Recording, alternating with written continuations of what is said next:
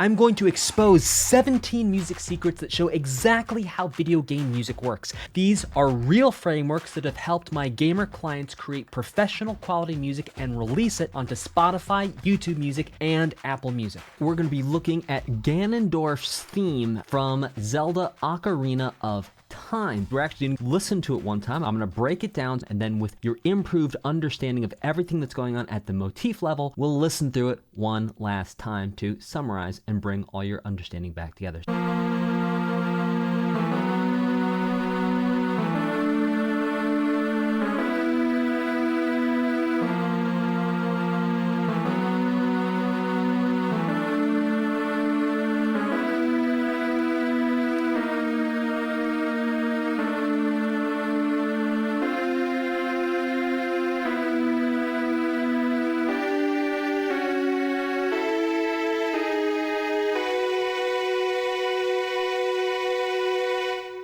I think what's interesting to start off with is to take a basic look at the overall structure of the ideas and then how those ideas are sequenced into patterns. So we have idea 1 here, that's M1, motif 1. Because it's the first motif we have in this line, we're going to be calling it motif A.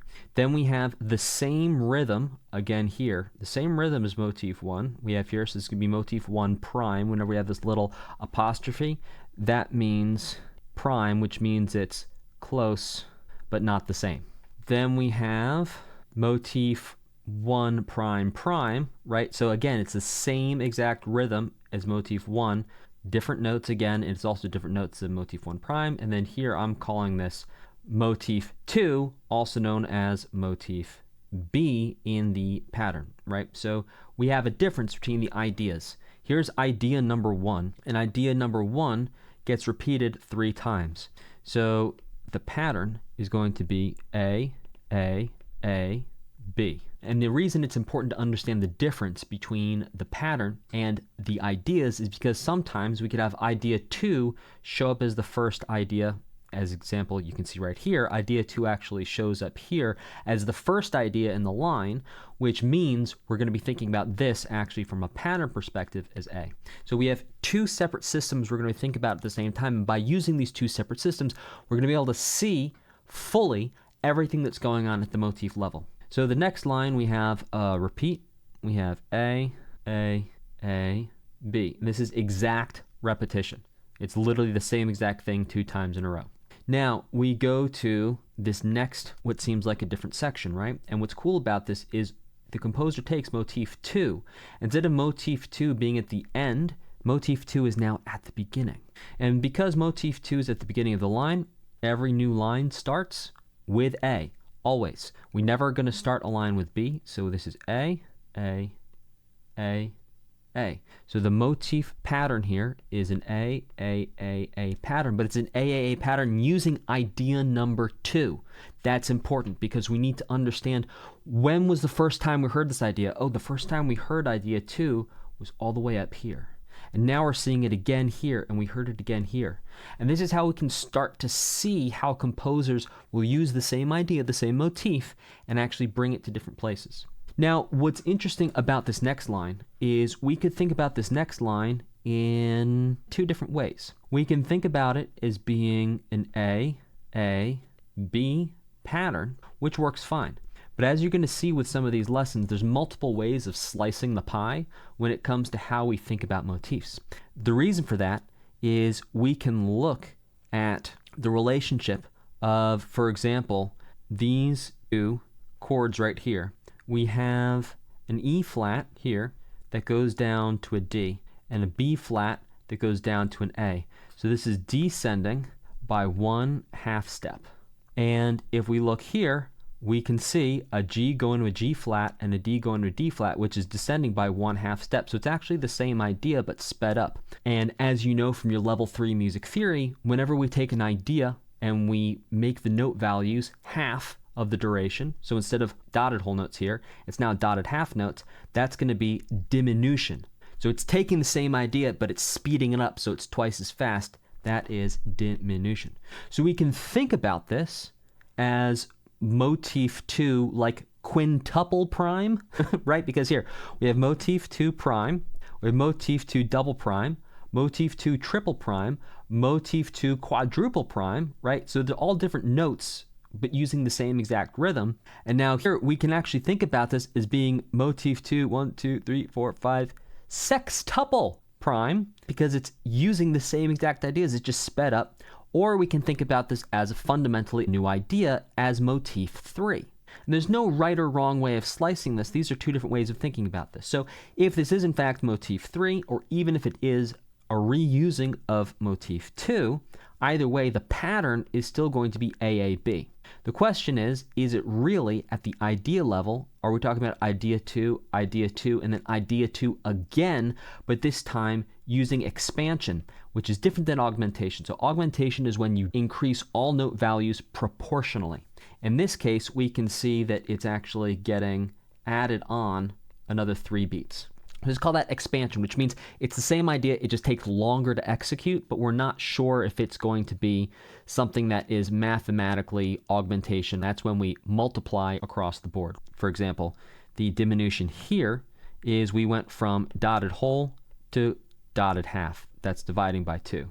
Whereas here we can see we have a dotted whole plus a dotted half plus dotted quarter, which equals 7 beats worth of time. And yeah, that's not easy math. So I'm just going to call that expansion, EXP, expansion, DIM for diminution. The pattern is sAA'B, sAA'B, sAA'A, sAA'B. Now, if we think about the pattern just of ideas, the idea pattern is going to be idea 1, idea 1, idea 1, idea 2. That repeats. Idea 1, idea 1, idea 1, idea 2.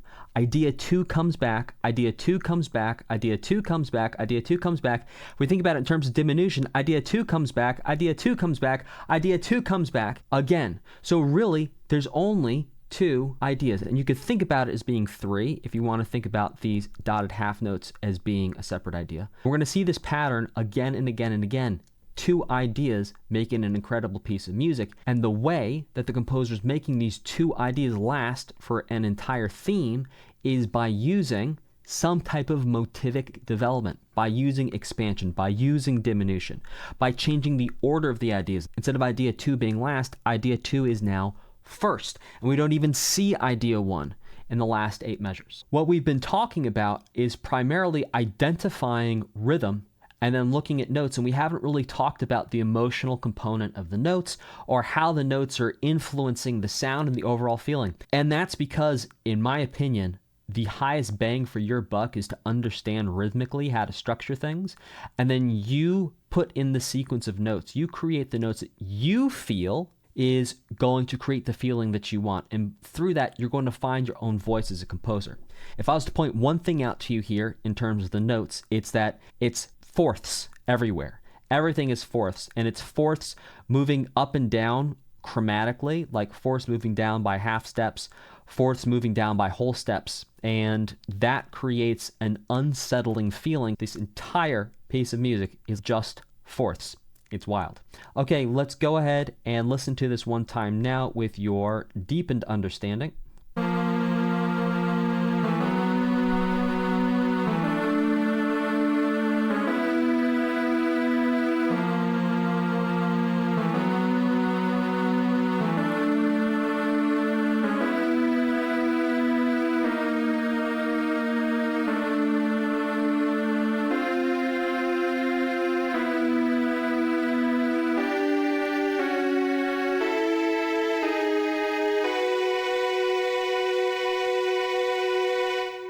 One more note on that. I think what's cool about this is this theme loops. And so by actually cutting out a beat of this last measure here and making it 3 beats instead of 4, it gives the feeling of when it loops an off-kilter, unsettling feeling, which is great for a big baddie boss person, that rhythmically there's an unsettled feeling that you're eating a beat right here. It's gone. And then this would start again, what feels like a beat early each time. All right, I will see you in the next lesson. In this lesson, we're going to be looking at Aquatic Ambiance, or Ambience, from Donkey Kong Country. We're going to look at this in 2 different ways. Like we saw in Ganondorf's theme, sometimes there's more than one way of interpreting a motif. And while I don't find it useful to get too much into the weeds on how we're interpreting it. I think it's useful to show you two different ways of looking at things because it's two different ways for you to think about how you're going to be constructing motifs, how you're going to be developing motifs, and ultimately how you're going to think about building and creating your own music. So let's jump in and take a look here. As usual, we're going to listen one time through, and then we're going to break it down.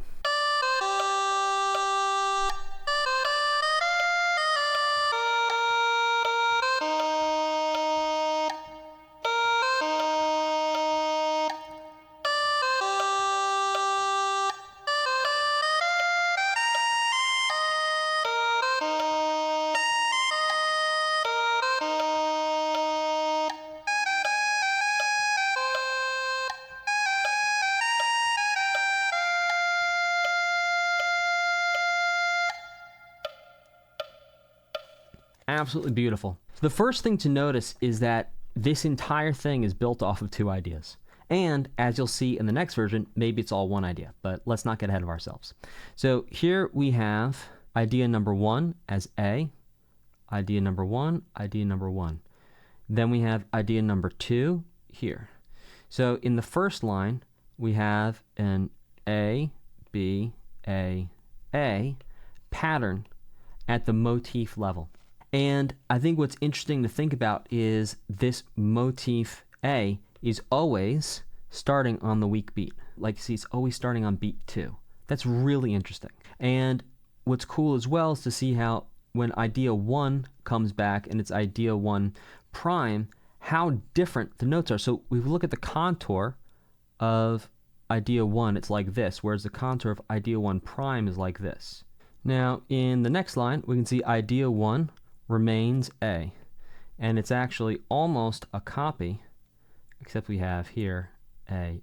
We have an extra A added in, but still basically it's A, B, A. We just get an extra A, which is really cool. And just thinking about developing an idea, so it's not exact repetition here. And yes, you can also see that the B here, it is idea 2 and it's idea 2 prime. It's a slightly different, you can see this. It's a different contour. It's literally the same exact rhythm, it's just a different contour. And this is why I talk about rhythm so much. If you have a compelling rhythm, you can do almost anything you want to do. With the notes, it's going to sound good. Here's what's cool. In the next line, we have an AA, but the AA is actually made up of idea 2. Idea 2 comes back here as idea 2 prime prime and idea 2 prime prime prime, or triple prime. And so again, what do we see? We see much like we saw with Ganondorf, that we have idea 1, idea 2, idea 1, idea 1. You know, we can talk about how many primes there are. But basically idea 1, idea 2, idea 1, idea 1, idea 2, idea 2. In both cases, we're seeing that idea 2 is used to wrap things up at the end. It's used, in this case, idea 2 happens here. In the case of Ganondorf, idea 2 happened at the end and then was used to wrap things up at the end. Both of these very different structures, different number of measures, totally different. But thinking about, we got two great game pieces of music, both with two ideas, first idea, second idea, both of them end with the second idea and feature the first idea up front. Something to think about. That's a pattern. Now, if we look at the rhythms, I think what's really cool is just how the A rhythm stays exactly the same every single time we see it. There's some variation here, right? So it gets cut off a beat early to make space for another instance of A. But it's just da-da-da. That's it. Such a simple rhythmic idea. Your rhythmic ideas, your motifs do not need to be complicated. They don't need to be this large, sprawling thing. It can be a simple idea. Simple is effective. And then I think what's interesting too is if we look just at the rhythmic level, starting on beat 2 here, again, not starting on beat 1. Finally, we get a sound on beat 1 here, which actually creates this feeling of boom, us hitting home here in the third measure. This is a home, a house. So in the same way in 4/4, we have strongest, weak, strong, weakest. When we look at the metric hierarchy, we also have like a hypermeter, which is like large meter hierarchy, where we have strongest, weak, strong, weakest, and we can see that the composer is actually hitting on beat 1 in the strong measure. Interesting. Again here. And then leaving things open-ended here. There's no hits on one. And that's part of what gives this the floaty feeling. There's no hits on one except for right here and right here. So even here, it's tied over. And then what I think is interesting is if we look at the overall contour of the melody, do-do-do, you-do-do-do-do-do-do-do-do-do-do, do-do-do, do-do-do, you-do-do-do-do-do-do-do-do-do-do-do-do.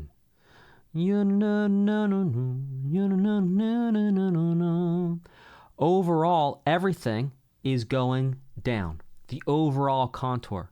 The first line starts on D, ends on E flat. For the second line, starts on D, ends on E flat. Here, starts on A, ends on F.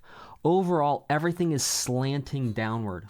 And then thinking about the B as creating contrast from the A's, the B goes up. And then, yeah, sure, it comes down. But if we just think about the actual melodic contour of the B and the range of the B, look, the B is going up to an F5 here. It's going up to a C6 here. It's going up very high compared to most of the A. We get one A here that goes high, that creates contrast, sure. But thinking about creating contrast at the melodic level like that. So let's take a listen now with your improved and enhanced understanding.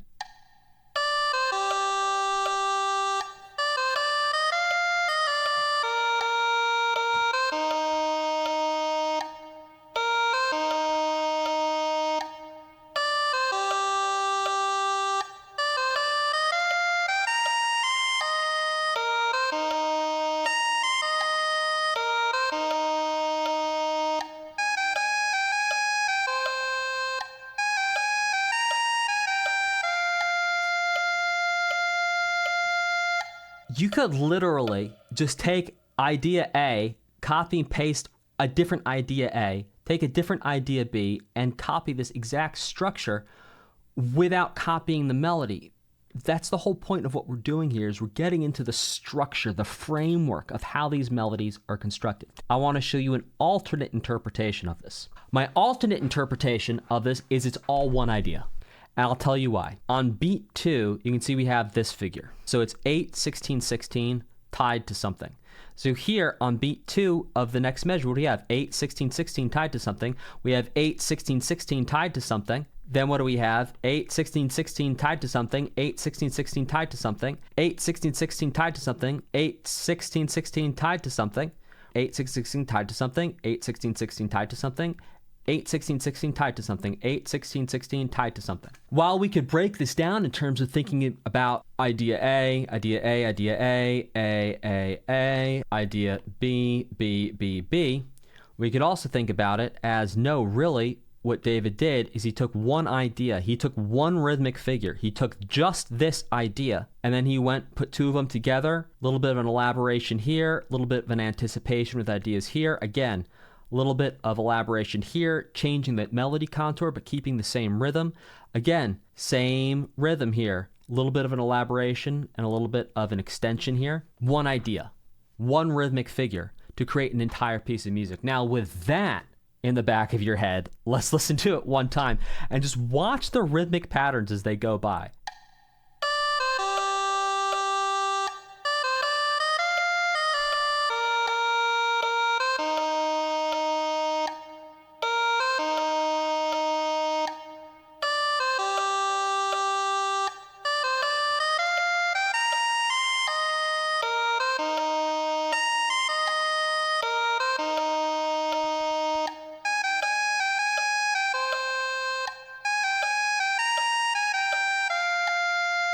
Like, dude, one rhythmic figure, an entire piece of music.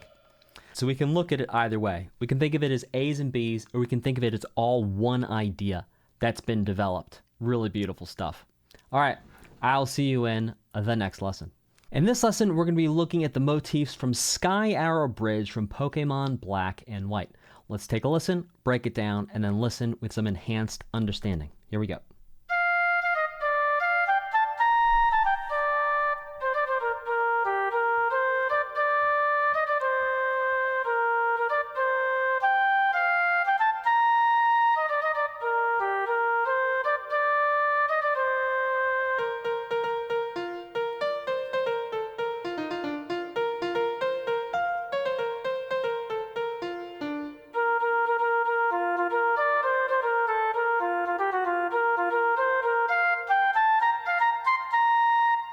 So if we think about this as being one idea, what's characterizing our idea? So we have a longer attack, that's the quarter note, and then we have 8th, 16th, 8th, and then some other stuff. So again, here we can see quarter note, 8th, 16th, 8th, tied, right? We have something here, 8th, 16th, 8th, tied. Yeah, some extra stuff here. And then this looks to be like an idea 2. Now that said, we can think about idea 2 really as being kind of like idea 1 in the sense that we have this longer thing, some shorter things. You know, we think about long, short, short, long, basically. We have long, short, short, long. Here's idea 2. So idea 2, we could see that as rhythm alteration of our first idea because we still have long, short, short, long. It's just a different long, short, short, long. So even to call it a B, we might not even call it a B. That could still be an A. So again, here we have long, short, short, long with an extra long here. That's cool. Basically, everything after long, short, short, long, we're looking at that as different types of elaboration. Long, short, short, long. Here's the long broken down, rhythm alteration, but then we have the short, short, long, same pattern. Again, long, short, short, long. Then what do we have? The long broken down into 2, short, short, long, short, short, long, short, short, long, short, short, long, short, short, long, short, short, long, short, short, long, short, short, long. And then here we even have a short, short, long here. And then we have long, short, short, and then short, long. Short, short, long at the rhythm level is a motif, and we can spot that all over the place here. So we could actually look at this entire piece as I have it currently written out as being pretty much all one idea, one idea, one idea, one idea. And then sure, why not? Let's call these separate ideas. But the point I'm trying to make here for you is you can start off by saying, I'm going to make a piece based around short, short, long. Or maybe you have an idea, and your idea is this first motif. You say, okay, what's going on here? We have long, short, short, long. All right, let's take this idea of short, short, long, and let's build on top of it. And then just create, create, create. So now I'm going to jump in here and do a little bit more of an in-depth analysis of the actual motifs, looking at the elaboration, simplification, etc. Now, I'm calling this simplification. We could also call it simplification, and it's also truncation, as in we're making it shorter. So make it simpler. Why is it simpler? So it's simpler because here, after the tie, we had 2 notes, whereas here, after the tie, we have 1 note. So that's simplification. And then it's truncation because the next 2 notes are cut off here. And then we have an anticipation where we have these 2 16th notes instead of the quarter note. And then we still have the short, short, long figure here to here. And then there's a little bit more that happens here. So I'm calling this elaboration. Like there's more being said on it. And what I'm really trying to emphasize here for you, it's like you can literally copy and paste ideas and just change a couple things about them. Start it a beat early, start it a beat later. Instead of having it be 3/8 notes, have it be dotted 8th to 16th to 8th to 8th. And then here, yeah, we can call this idea 2. Now what's cool about this is it is using the exact same rhythm, different notes. This starts the same exact way. Quarter, quarter, 16, 16, 8, 8, 16, 16, tied, tied. If we want to draw even more connections, you can see this exact rhythm right here, right? With another note here. We could call it simplification, you know, compared to this, sure. Because instead of having a whole bunch of 8th notes, we just brought it down to be quarter note, quarter. So that's simplification. And here we have a dotted quarter versus just a quarter here with an 8th rest. So if we put a dot here, which we might have been able to, these would be the exact same rhythm with different contours. This is why I tell you, it's like you get a compelling rhythm and you make something that sounds good rhythmically, literally picking where the notes go, very easy way to make a melody and make a compelling melody at that too. We're thinking about this as being anticipation. So instead of the quarter note, it's going to be 2 16th notes. We're anticipating by half a beat here. And then we still have the same rhythmic figure here, still to the tie. 8th note, sure, kind of like over here, kind of like over here. This exact copy paste, this measure to this measure. It's the exact same rhythm, different notes. Now here we have same rhythm, same notes. And I mean, if that's not starting to blow your mind about just how much repetition there is so much repetition. And the repetition we can see is at the rhythmic level. And if you understand the repetition at the rhythmic level, you just have fun with the notes. Next idea. So instead of a quarter note, it's 2/8. Same rhythmic figure with a tie, same rhythmic figure with a tie, same rhythmic figure with a tie. A little bit more complex and fun here, a little rest. We got 2/8 notes, but it's still basically the same idea. And then here we have, instead of a quarter note, right? We had quarter note here, quarter note here. Here, it's made a little bit more complex. We have 8th, 16th, 16th. That's then tied to the figure that we've had this entire piece of music, the 16, 8, 16. That's then tied. And yeah, we have got some fun stuff going on here. But the point is, it all starts off with the same idea. Now we're taking the start of this rhythm right here. So this development of the motif, where we have 8, 16, 16 tied over. We're going to do that same exact rhythm here. So this rhythm here shows up exactly the same here, up to right here, and then this is the same as this over here, and then a different ending.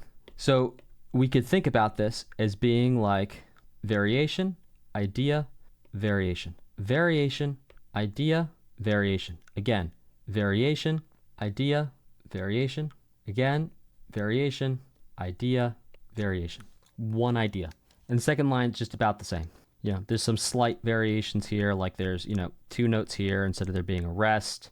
Yep, this variation here is different than this variation here. Everything else is exactly the same. This is carbon copy. Carbon copy up to here, variation's different. And then here we have, finally, a different idea. Truly, right here we can call this a different idea. Like really, really, really different idea. And I'm saying that, but we can also look at the fact that this measure starts right here. This measure starts with the same figure. This measure starts with the same figure. This measure starts with the same figure. This measure starts with the same figure.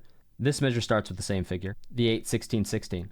So it's like, how much variation is there really? How much of a different idea is this really? So we can see there's like a couple of motifs, a couple of figures that get reused over and over and over and over again. When you're creating melodies, you don't have to keep on coming up with something new, something new, something new, something new. It's take the one idea and twist it, stretch it, push it, pull it, create variations to the left, variations to the right, build it, drag it, develop it, create variations of it. Talking about rhythm too, we can see that it comes to rest here rhythmically and comes to rest here rhythmically. However, melodically, it's not coming to rest. We're in the key of B flat major and we're landing on scale degree 2. Scale degree 2 is one of those adventure tones. And scale degree 2 is also going to be the 5 of chord 5. It's the 5th. C is going to be the 5th of F. So we can see really right here, this is implying that we're in the dominant area. Whereas here, every single time, it's using chord tones from the 1. So B flat, we have D to F. B flat, we have F, B flat, D. We have C to B flat, F, B flat, B flat, B. So it's like, basically, also, we have like tonic area, dominant area, and then all the rest of this, if we're just thinking about tonic and dominant areas for how the melody is constructed, it's like just tonic area. So basically, it's like we have half cadences implied here and here, half cadences. So if we think about our pause points here and here and here and here, in all 4 pause points, some type of 1 is being implied. Whether it's a authentic cadence or there is no cadence getting into it, doesn't matter. It's like it's hitting the 1. So there you go, a little bit of insight there into the rhythm, taking one idea, stretching it out, and then also thinking about how cadences are implied, how the dominant area is implied, and then how basically the tonic area is implied for the entire last 8 measures. With that understanding that we just did there, I want you to listen to it one more time now, thinking about where does the melody feel like it sits? Where does it feel like the melody pushes forward? Because dominant area, where those half cadences are implied, the melody should feel like it's still pushing us forward.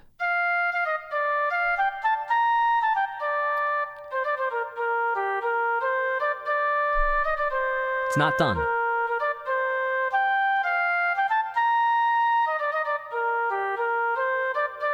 It's not done.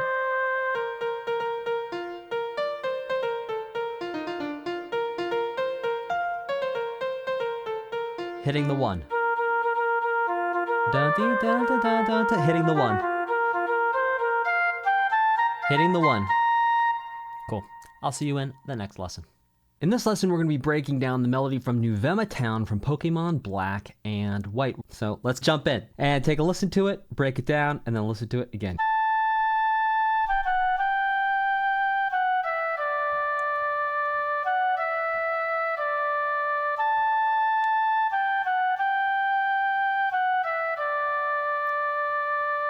Let's look at the pattern of the motifs, look at the pattern of the ideas, and then break things down a little bit more. All right, so we have A, B, A in our first line. And I think what's cool is just noticing all this blank space right here. Don't be afraid of space. And don't think that just because we see A, B, A, B a lot of times in terms of motifs that you need to have that fourth motif in there. You don't. You can just leave space. Next up, in the next line, we have basically A, what I'm calling A truncated, to B, back to A. We have idea 2, if we divide it into 2 halves, we divide actually the measure right down the middle. We have this figure to this figure. What do we see right here? We can see the second half right here, and we see the first half right here with some ornamentation. Ornamentation basically means fast, fancy things. And that be doogie doo da, we're gonna call that ornamentation, right? So instead of a 8th note, it's like 16th note triplets right here. So we basically have idea 2, the first half of idea 2, the second half of idea 2, and then we have idea 1 stuck in the middle of it. How wild is that? And then idea 2, we could think of it as extended, that it comes back to the 1. We're in the key of D major. That right there is just so cool. So again, what do we see? 2 ideas. That's it. It's not complicated. 2 ideas. 2 ideas. And these 2 ideas, this is the first time we've seen this, and that's why I want to bring this example to you, is we see the first half of idea 2, second half of idea 2, and then idea 1 sandwiched in the middle. Pretty cool. So here's idea 1. Idea 1, at a very fundamental level, is just going to be long, short, short. No, no, no. There we see there's a rhythmic variation that it starts off with that, but I think every other time we see it after that, it's just 2 8th notes. But basically, this is the motif, right? And I'm saying the motif is this 2 times, and I'll show you in the next one. We can think about each one of these instances being the motif, because this is a recognizable musical idea, right? That's a recognizable musical idea. Do, do, do, that's a recognizable musical idea, just at the rhythmic level. Okay, and then idea 2, I'm saying ba, ba, ba, ba.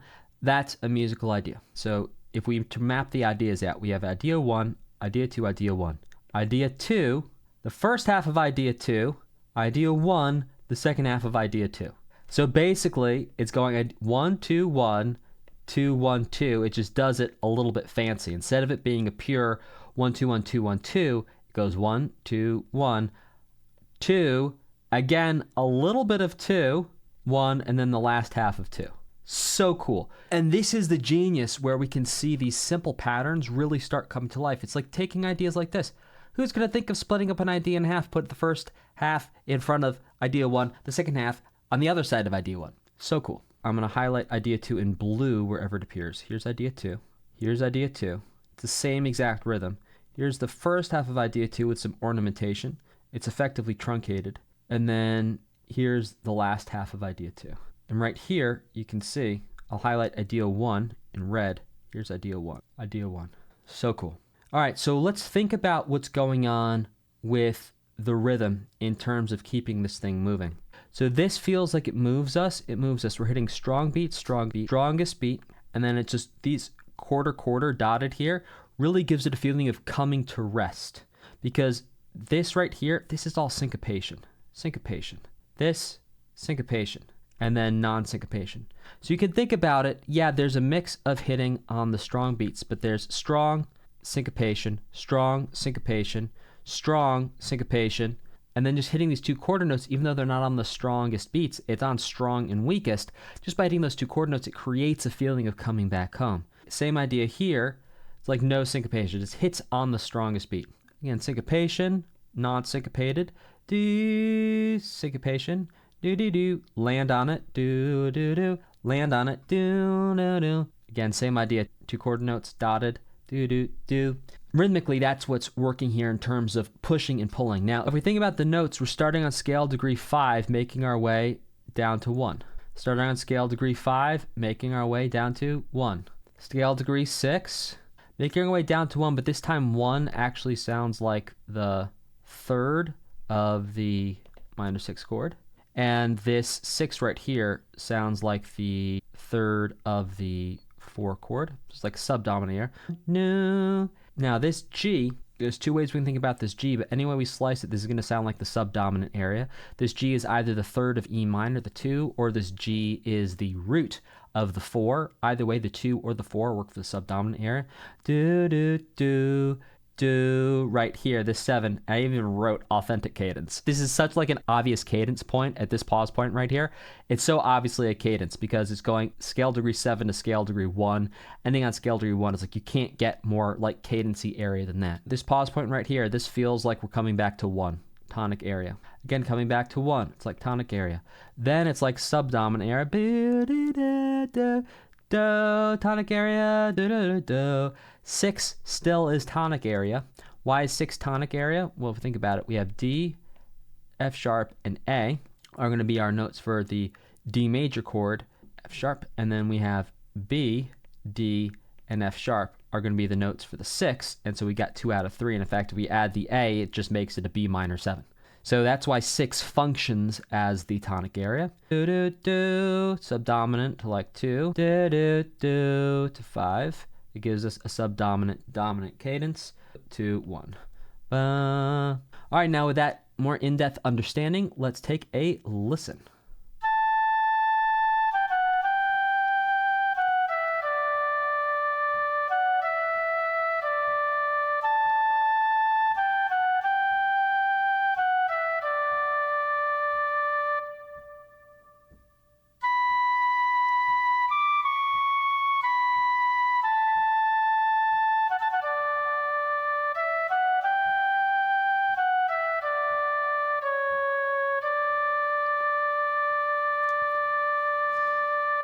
All right, so you've gained insight into some motif structures from different video game compositions.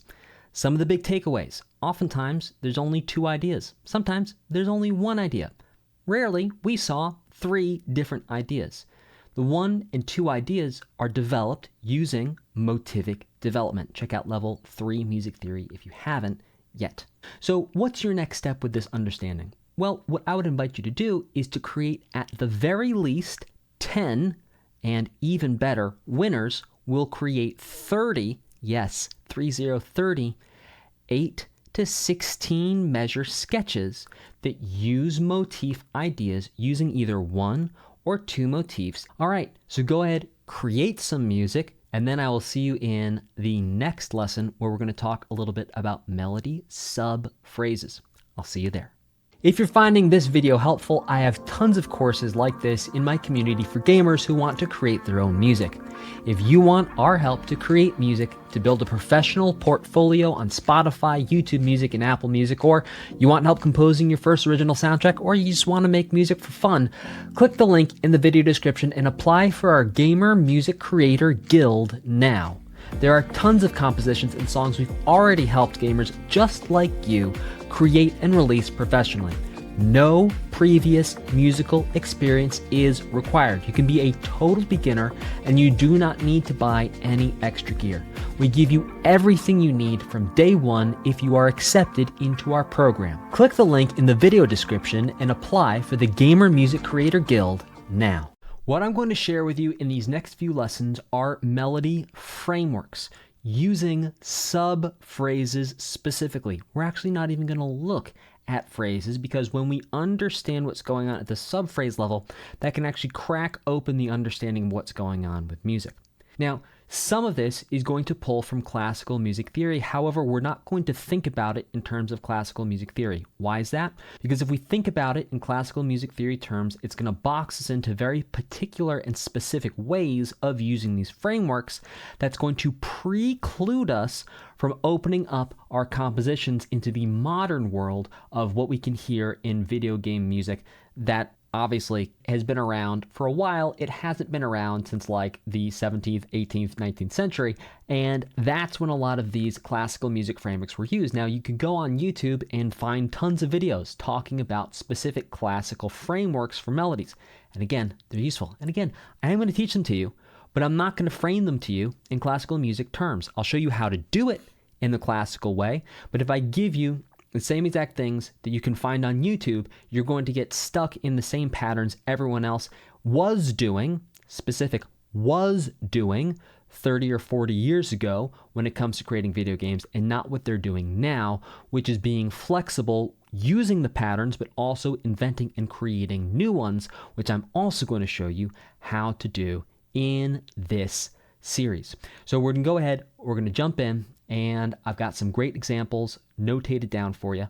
We're going to listen through it. I'm going to break it down. We'll listen through again with enhanced understanding, and then you're going to create some incredible music. Ready? Let's jump in, and I will see you in the first lesson. In this lesson, we're going to be looking at the subphrases from Donkey Kong Country bonus theme and Ganon's theme from Zelda Ocarina of Time. Let's jump in and understand the framework we're going to be looking at today, which is the sAA'BC framework. Let's listen and let's learn. Here we go.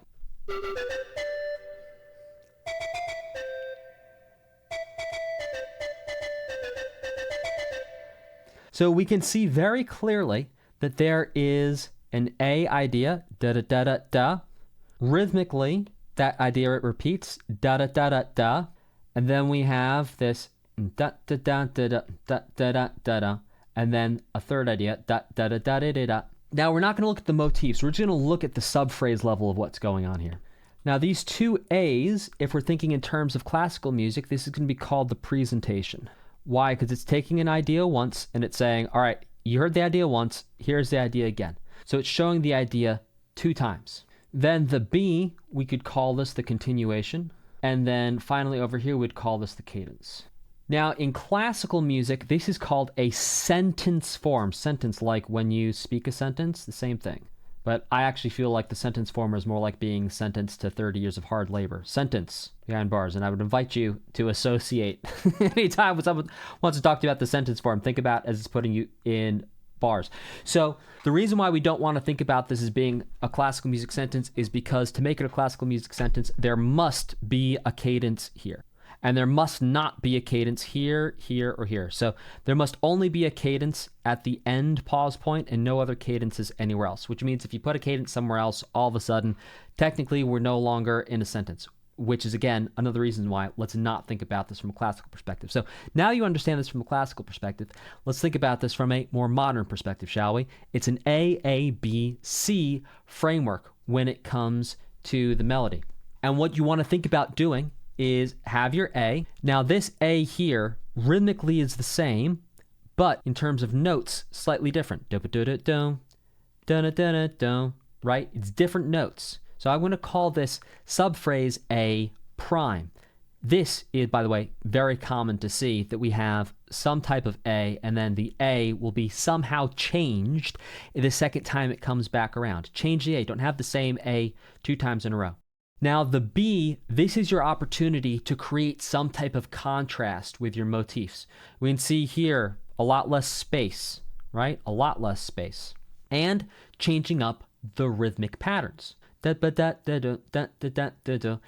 the C, this is your place to either bring things home or set yourself up to launch into the next area. In this case, everything gets brought home, and it gets brought home early. When the key of C major, 1, 1, 1, 2, 3, 2, 1. It's like all ones. Just hammering on the fact that here it's like tonic area. You know, over these D's, could you put like a 5? Yeah, sure you could. But overall, it's just hitting that we're on the tonic area. So think about using this structure when you create motifs. Think about fitting them into an AABC framework, but it's not the only framework that we're going to look at. And in fact, we're going to look at one more AABC framework here in just a moment. Now, in this case, the AABC, each one is 1 measure long. So with that understanding, let's take a listen to this. AABC, we have an idea. We present the idea again. Then we have some type of area here that contrasts with the idea. And then we bring ourselves home in some way here.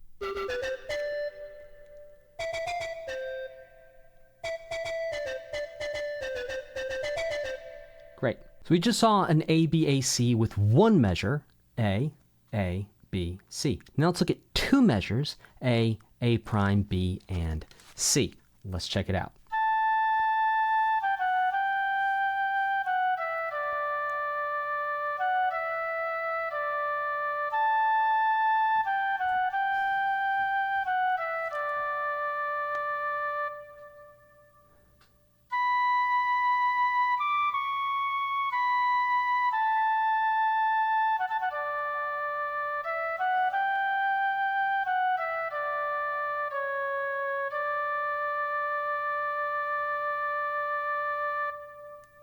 Beautiful.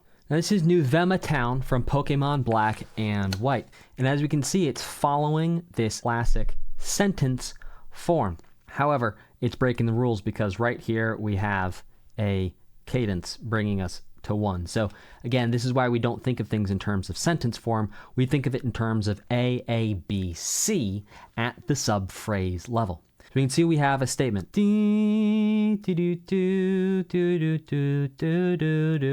And then we have, it starts exactly the same way. If we think about this, we could call it truncated. Think about it simplified and truncated. Point is, you have an exact copy of A from here to here, from here to here. Exact copy. The ending's a little bit different. Then we have this contrasting B section. Now this B section is contrasting not just because we're using idea number 2, it's also contrasting because we're going up. Instead of starting on the 5th, we're starting on the 6th, and instead of going down, it goes up, then comes down. So we have this B, this contrasting, we have this increase in melodic rhythm here. Again, this is creating contrast in the B area, and then the C does indeed lead us to a cadence area. So this is another example of an AA'BC that follows something approximating the sentence form, but again, we're not going to think of it in terms of a sentence, we're going to think of it as an AA'BC. Now let's look at Ganondorf's theme from Ocarina of Time. Let's listen to it one time.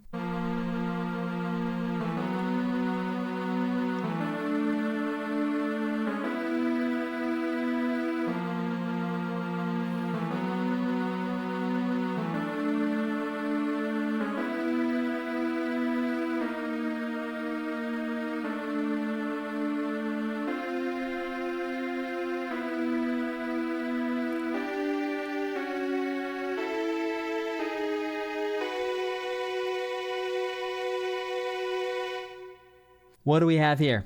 We have an A, then we have B, and then we have C. So instead of things taking 1 measure at a time to complete, now they're taking 4 measures at a time to complete.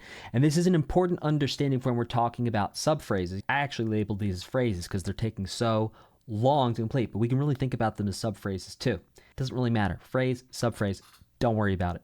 You can have an AAB framework take place over 1 measure each. It can take place over 2 measures each. It can take place over 4 measures each. It can take place over 8 measures each.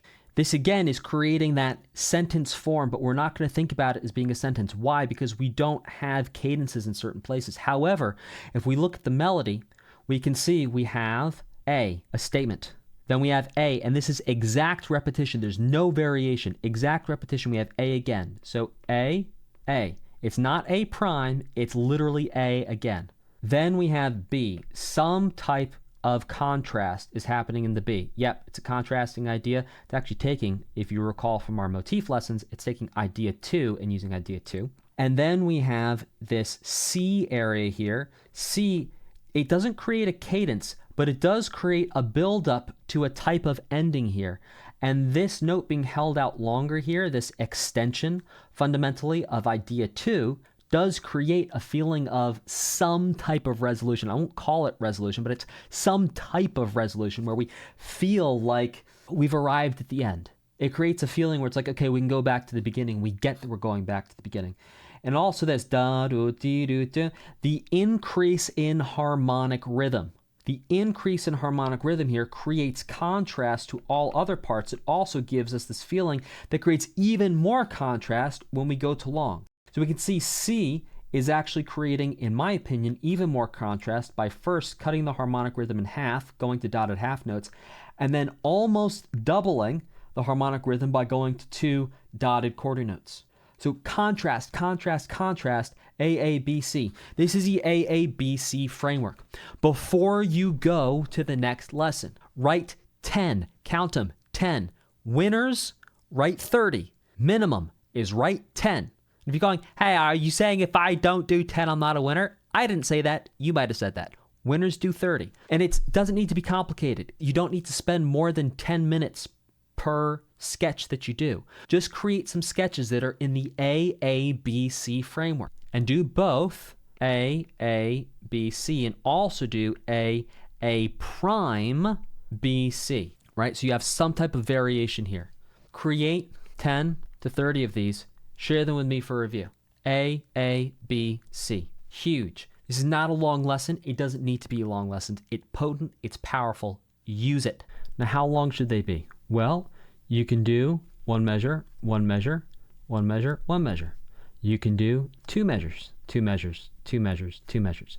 You can do 4, 4, 4, 4, and you can do 8, 8, 8, 8. That'll keep things symmetrical. Do symmetrical for now, and if you get inspiration and you find your way to an idea where you're like, actually, I want it to be 4, 5, 3, 4, or whatever, go do that too. Follow your inspiration, follow your ear. Start off by working symmetrically, or keep all of them as one measure, all of them as 2, all of them as 4, or all of them as 8.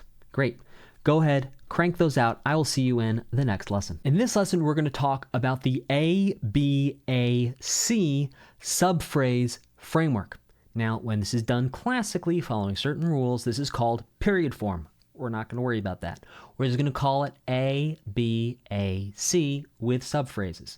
Why? Because we don't have to be tied in to thinking about how long the period or the time of our sentence to classical music jail is going to be. We don't want to do that. So let's take a listen to this, and then let's break it down. This is going to be Accumula Town from Pokemon Black and White.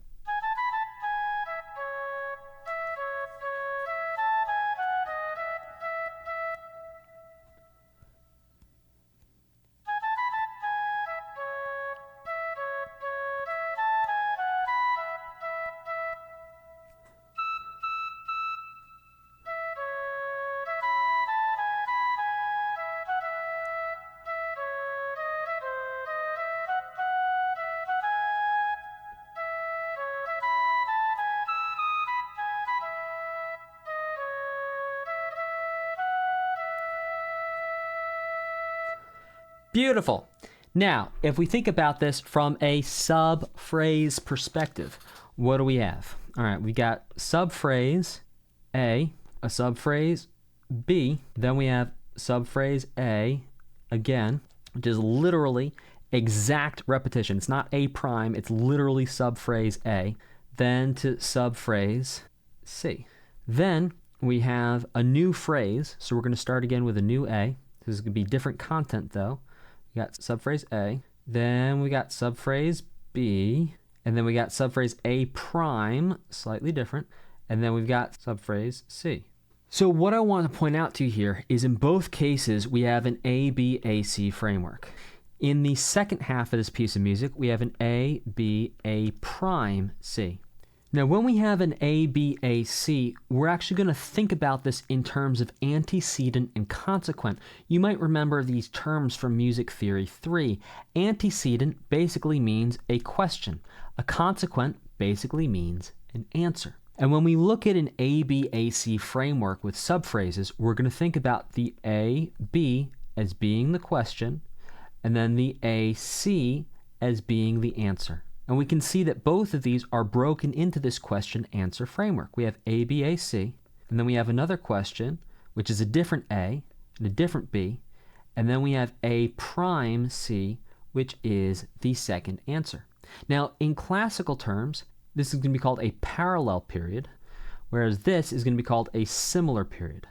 But again, you don't need to think about these terms because these terms are loaded with all kinds of rules about where cadences need to happen, what kind of cadences need to happen. We need to move from lighter cadences to stronger cadences. If we're thinking about this in terms of classical music, at the end of the AB, we'd want some type of a half cadence. We'd want a leading tone in perfect authentic cadence. We'd want an imperfect authentic cadence. We'd want a deceptive cadence, maybe even a plagal cadence. That's bringing us into modern already, talking about the plagal cadence. We want some cadence that's not a perfect authentic cadence. And then for the answer, in general, we'd want it to end with some type of stronger cadence. That might be a leading tone in perfect authentic cadence, might be an imperfect authentic cadence, might be a perfect authentic cadence. In the case where you have two periods directly after each other, or two ABAC frameworks directly after each other, sometimes the C will end with a weaker cadence, and the second C will end with a stronger cadence, which basically creates the question and answer at the highest level. Now, we could also set this up that the first ABAC, this acts as a meta question, and then the second ABAC acts as a meta, very high level answer. Now, we can see that's not quite the case here with this piece of music that we're looking at, but this is an option of a way of thinking about it. It's like we have this mini question, mini answer inside both of these, mini question, mini answer inside both of these, and then at the very highest level, this entire section is a question, this entire section is an answer. And this is where it's useful to use the classical thinking, I believe. Think about it using the question and answer framework of antecedent and consequent and zooming out and thinking about question and answers. But it doesn't have to be that way. We can also have an answer, answer. We could also have question, question, and both of these end with some type of half cadence. These both end unfinished or maybe a deceptive cadence. These both end some way that's not totally satisfying as an answer that would then lead us to a whole nother section where we do something totally different. What you're going to do now is create between 10 and winners do 30. Just letting you know. Winners do 30. If you want to do 30, you don't have to do 30, but winners do 30. Dan, it's not fair. You keep on saying winners do 30. I know. It's called setting expectations. Yeah, or not. I don't want to stress you out, but hey, you do more, you're going to get better a lot faster. Just leave that up to you. Dan, it feels like you're manipulating me. Am I? Influence, I prefer. Influence is when you get someone to change their behavior for their own good because you have their best interest at heart. So I'd like to think I'm influencing you, not manipulating. Manipulating is when you have your own interest at heart and you want to get someone to do something for you, right? I'm influencing you. I'm not manipulating you. And I'm influencing you to be the best version of yourself and the best composer and music creator you can be.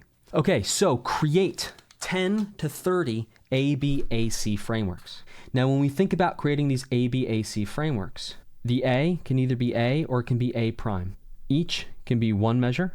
Each can be two measures. That's what we see here. Each is two measures. Each can be four measures. Each can be 8 measures. Within this, you can think about these first two as being the question, the second two as being the answer. It doesn't have to be that way. Like, to be clear, you don't have to do the question and answer. You can literally just have AB content, AC content, and you not have the question answer. It can be answer, answer. We can also have question, question. And then we have A, or it could be A prime, either one. All right, here we go. So you either have question, question, answer, answer, question, answer. You have ABAC or AB, A prime C. It's either all one measures, all two measures, all four measures, or all 8 measures. Go ahead and crank out some melodies using this way of thinking about it and use the motif lessons you learned before. Don't just throw it out the window. Think about, how am I going to use my motifs to create these structures? And when we think about it that way, we're saying, okay, inside of the A, what am I doing? Am I doing an A, B inside of the A? Am I doing an A, B inside of the A? Am I doing my motifs, right? A, B, A, C inside of the motif? How am I going to structure my motifs inside of each subphrase? So think about that and go ahead and crank out a whole bunch of these. Share them with me for review in the community. I will look over them, make sure we get your feedback for any of them. But go ahead and crank out a whole bunch of these. It's going to take your music and your melody writing to the next level.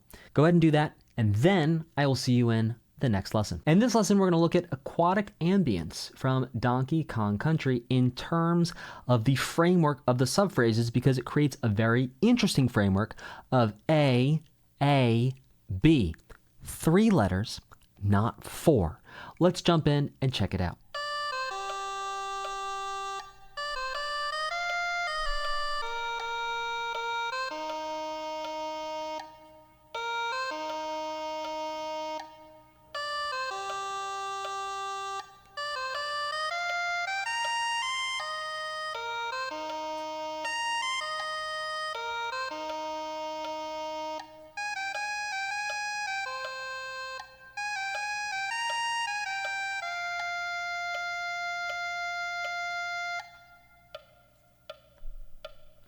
So what's immediately fascinating about this in terms of thinking about the subphrases is we have A here that's 4 measures long.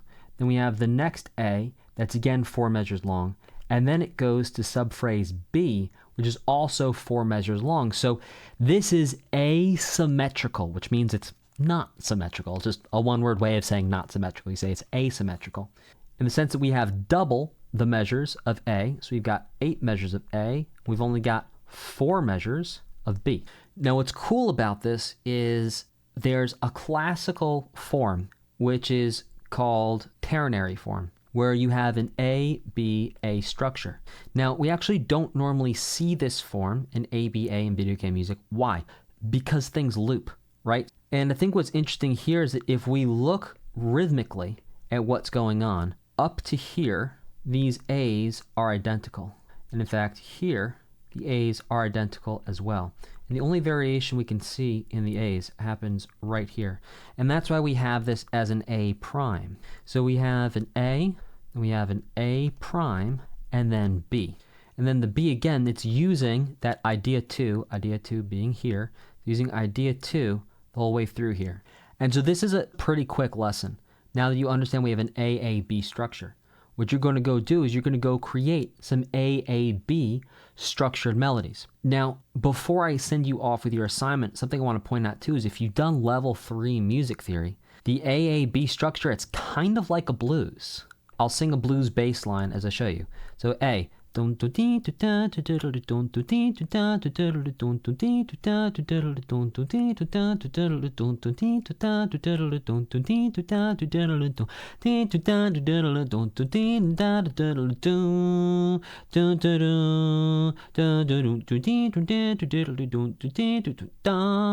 Right, so we have like the turnaround here.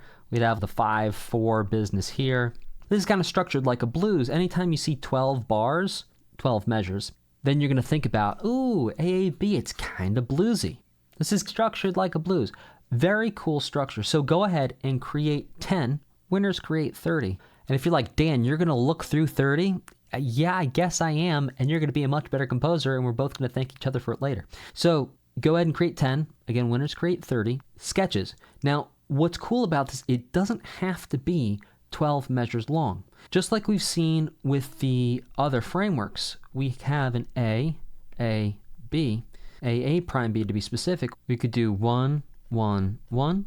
We could do 2, 2, 2. We can do 4, 4, 4. We could do 8, 8, 8. No right answer. Try all of them. I think what's cool about the 1, 1, 1 is it creates an odd number of measures that you're going to cycle through. The 2, 2, 2 creates 6 measures, which is not common that you find 6 measure groupings. The 4, 4, 4, that creates 12. That's pretty common. And then 24, not unheard of, but also 32 would be a little bit more common than 24. So most common is going to be right here at the 4. But you can experiment with all these. Just create an A prime B form. I think the danger you run with one measure at a time is you end up basically just creating a motif, right? You might have 2 motifs in the measure. Basically going to be like motif 1, and then motif 2. Basically is what you're going to end up creating. Yeah, so go ahead and crank out some of these, and I will see you in the next lesson after you make a whole bunch of these and share them in the community. I'll see you there. In this lesson, we're going to be talking about the double ABAC.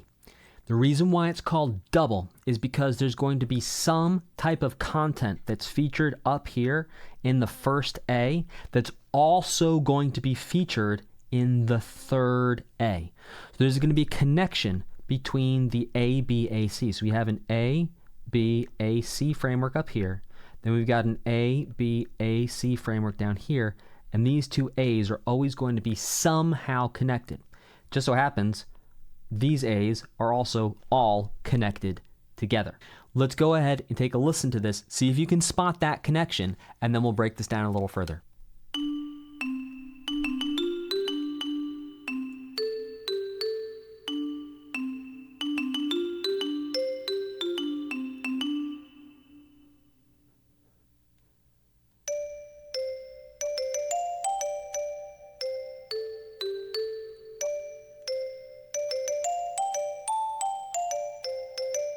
So this is Forest Frenzy from Donkey Kong Country. And what we can hear and also see is that the motif here of D, C natural, D, C natural, D, F natural, G, D is the same exact notes we have here. It's just up an octave. It's an octave higher. So we're still going to call it subphrase A. We're just going to call it subphrase A prime.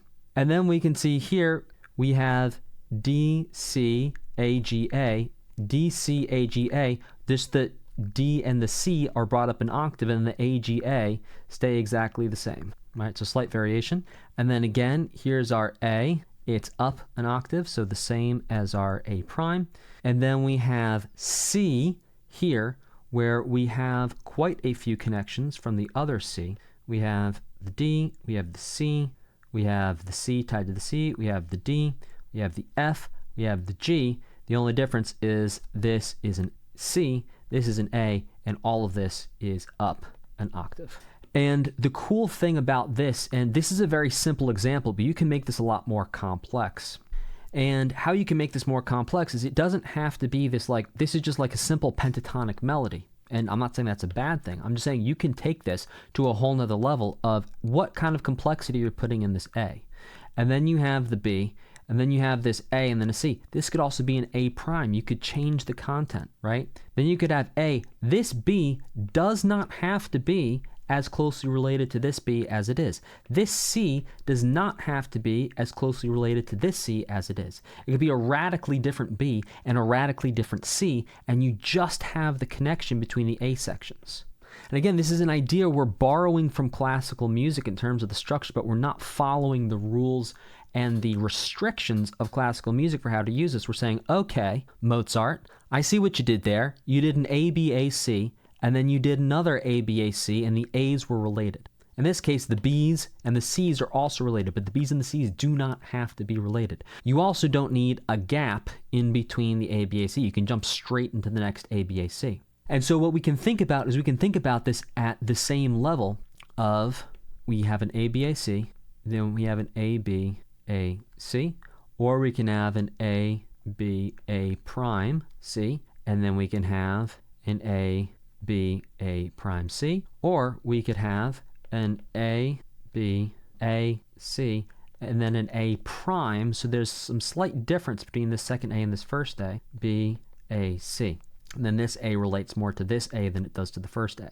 So there's so many different ways you can structure it once you have two of these ABAC structures stacked together at the same time.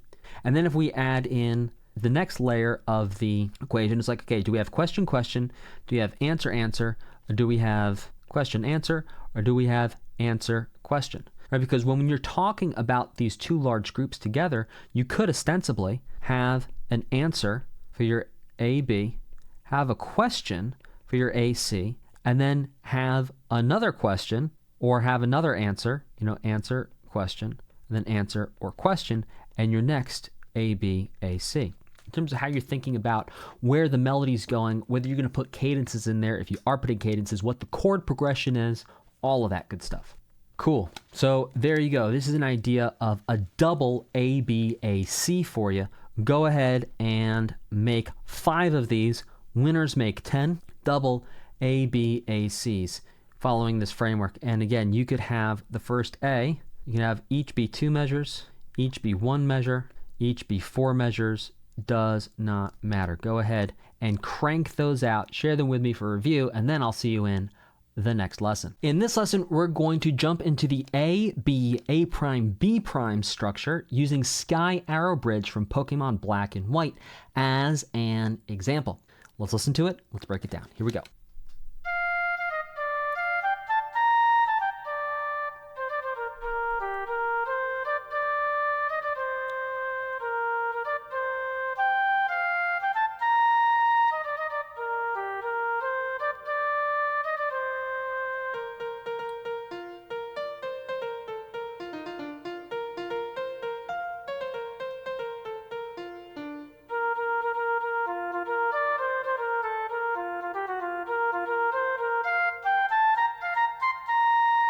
Beautiful. A, B, A, C. Let's map it out. So we've got A for 2 measures here. Then we've got B for 2 measures. And we come back to A. This time it's A prime. Same rhythm, different notes. And then we've got B prime. Same rhythm, different notes. Now we're on to, we see we've got double bar line here. So we're going to start again from A with our subphrases. We have a new section now, so new A. Got A, then we got B, then we've got an A prime, very similar melody, very similar rhythm, and also similar melody, just some slight variations, and then B prime, some variations up to the end where it gets a little bit different. So just a quick lesson to clarify, whenever we have a new section, we're going to start a new subphrase A counting. Just like whenever we have a new line, we start a motif A, we start a new subphrase A whenever we get to a new section. So this right here, this is a new section. And I think what's interesting here is to think about, okay, we have literally boom, boom, boom, almost here to here, the same exact melody in this A to A prime. In terms, we almost have the same exact rhythm. The notes change, but the rhythm is almost identical. And then here, the rhythm is perfectly identical. In the B, the rhythm is exactly the same, only a couple of the notes change. And even there, it's like the variation is here. This is the variation. Everything else is literally exactly the same. Now, if we look at our next one, we've got our A, B, A, B. And again, the A's and B's are so similar. We could make an argument that it's all A's because like we looked at with the motifs, we can kind of point to this all being the same idea. We're going to call it an A, B, A prime, B prime structure. So with an A, B, A prime, B prime structure, and you see this is actually two structures in a row. And this is starting to hint at form, which is where we're going to head next. Spoilers, we're not quite there yet, which is basically you just take frameworks and stack them together, and that's how you're going to create a piece of music. This is the entire piece of music, 16 measures, and it just loops. That's it. So it's like when you think about creating a piece of music for release, it's like usually you're looking at like, okay, let me have like this section and this section and this section. It's like, or you could just compose in two sections and just loop them like 2 or 3 times. Just saying, that's an option. All right, so we've gotten A, B, A prime, B prime. Now you can do 1 measure each. You can do 2 measures each. You can do 4 measures each. You can do 8 measures each. And then just the question is, what motifs are you putting inside of all of these? And how are you changing those motifs? How many ideas do you have? Likely just 2 ideas. You can create all of this out of 2 ideas, or even just 1 idea. There you go. So go ahead and make 10 of these. Winners make 30. Share them with me for review in the community. Crank them out. Get some ideas down. AB, AB, and I'll see you in the next lesson. The last commonly used framework in video games that I want to share with you is the sAA'B framework at the subphrase level. Now, the sAA'B framework, a lot of times when I've heard it, in fact, all the times I can think of, I might have heard it in other places, but all the times I can think of, it's actually used at the end to loop us back around to the A. So an sAA'B framework is a great way of tying something up. If you're not quite sure how to tie something up, throw in an sAA'B framework at the end. That's going to get you your ending to launch you back to the top. Now keep in mind that the piece of music you're about to look at, because there were so many notes, instead of having 4 measures on each line, there's actually 2 measures on each line, just because there's so much going on inside of this piece of music. So it's kind of apples to oranges in terms of how you've been thinking about these structures of 4 measure groups. It's now 2 measure groups, but I think this is still going to work for you. So we're going to listen through this because I want you to hear how the sAA'B structure at the end is going to turn us around. So before we listen to it, I want to highlight the sAA'B structure so you're looking for it and you can hear it. Here's the sAA'B structure. Here it is. Here's the A at the end. A, B. We can see we have that double bar line, which means we have a new section here. All right, let's listen through this one time, and I want you to keep an eye out on that sAA'B, and then we'll break this whole thing down a little bit further. Let's check it out.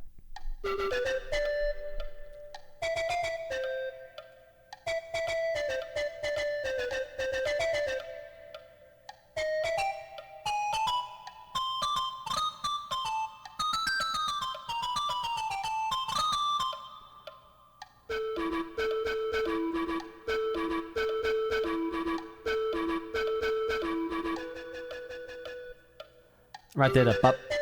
Right. Okay. And you can hear how that turns us back around. That's also the silence helps with the dot, dot, dot, dot, dot, dot, dot. Normally that's played by a drum. This is the Donkey Kong Country bonus theme. And this is the full thing. So we're going to walk and talk through this, and sort of my little bonus at the end is going to be walking you through the sAA'B. What I want to show you is this starts off with 3 sections. We have, at the very top of this, we have an A, B, C framework. Then it goes to a second different A, B, C framework. The second sAA'BC framework. New ideas, totally new section, brand new A, brand new B, brand new C. Then to end it is an sAA'B framework.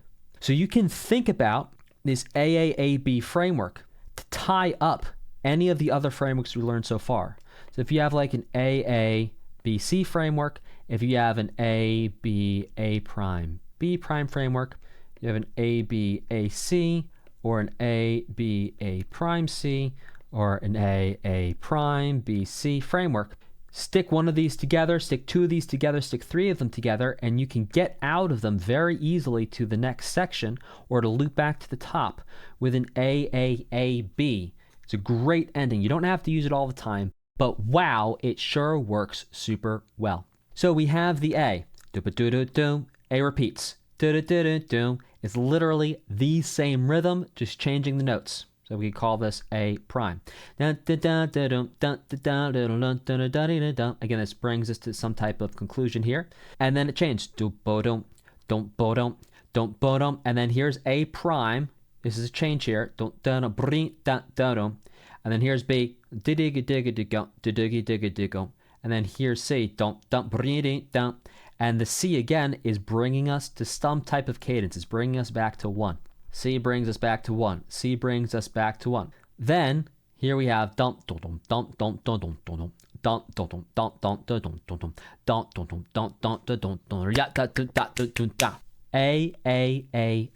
framework to tie things up. So here's your homework. Your homework is to go back and look through between the 30 to 120 sketches you've written so far with these frameworks.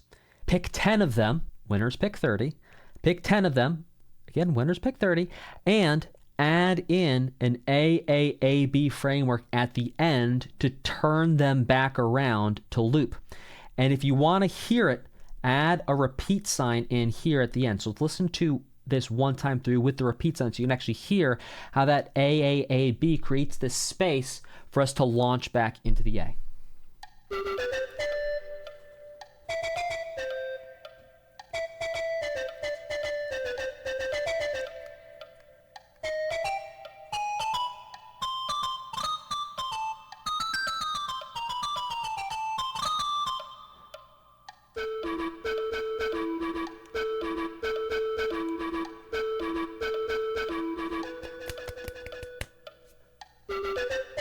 Beautiful.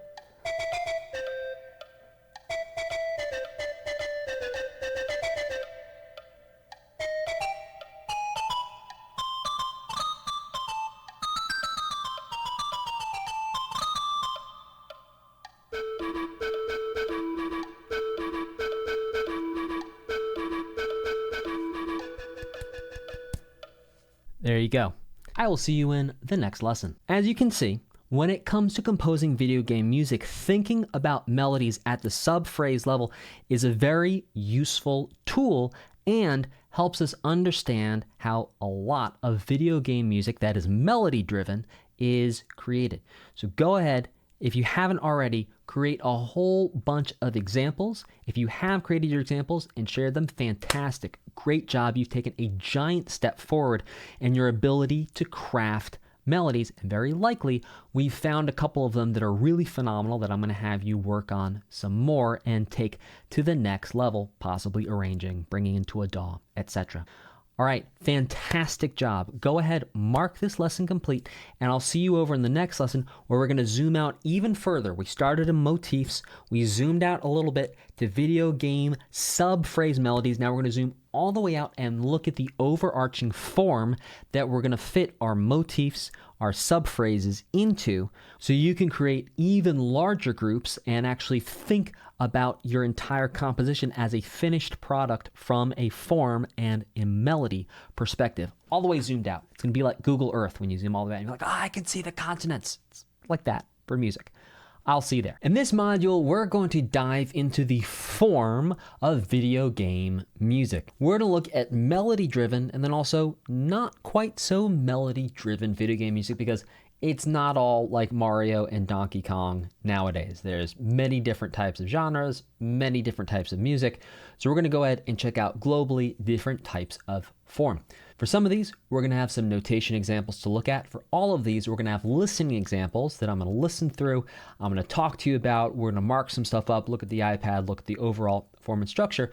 But this allows you to now go in and see music at all three levels. We see it at the motif level, at the phrase level. We look specifically at the subphrases, and now looking at form globally, how everything comes together. All right, let's jump in and I'll see you in the first lesson. In this lesson, we're going to talk about A-B forms, specifically even A-B form. So let's understand what I mean by even A-B form. Now, even A-B form is also called symmetrical. It means it's the same on all sides. I prefer the word even. It's a little shorter and more people understand it. But even, symmetrical, basically synonymous.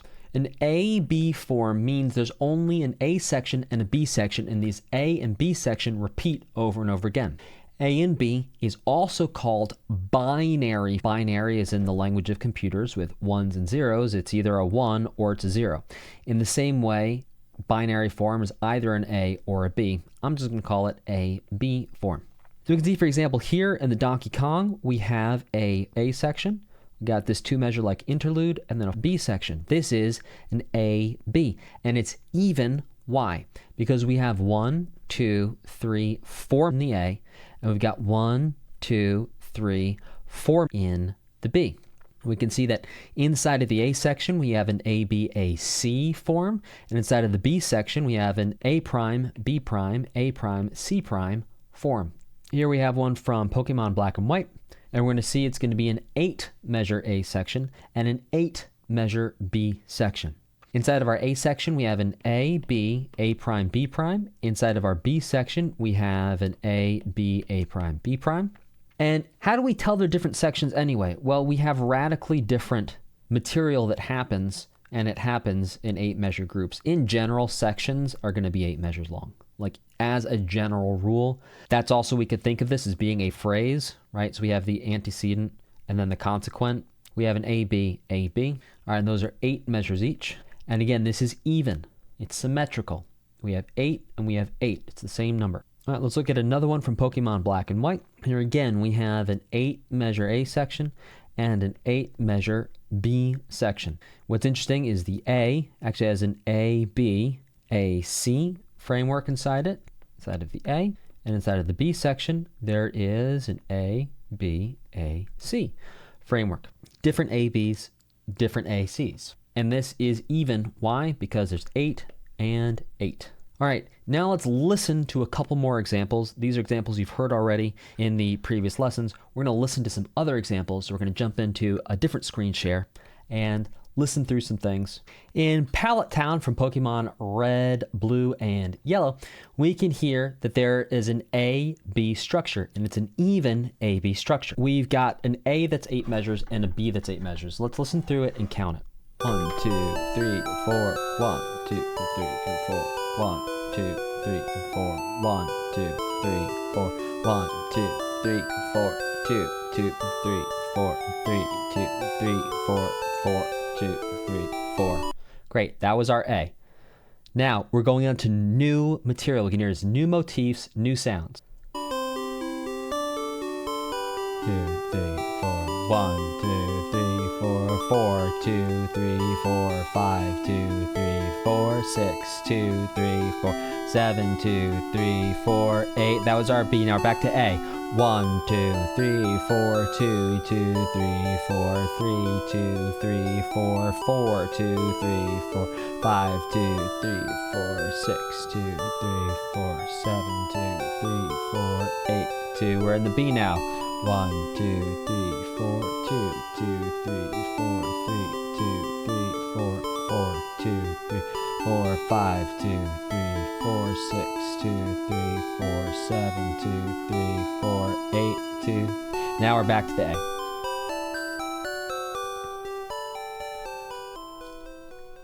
Here's the Pokemon Center from Pokemon Black and White. And we're going to see again, there's going to be an A section, there's going to be a B section, and each one of these is going to be 8 measures long. Let's take a listen. Here we go from the top. I'll color it in as we go. Here's the A. 3, 4, 5, 6, 7, 8. Now we go to the B. 1, 2, 3, 4, 2, 3, 4, 5, 6, 7, 8. Now we're back to the A.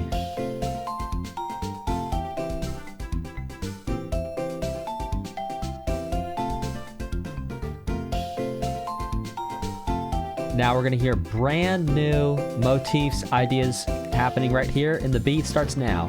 B. Different melody, different section.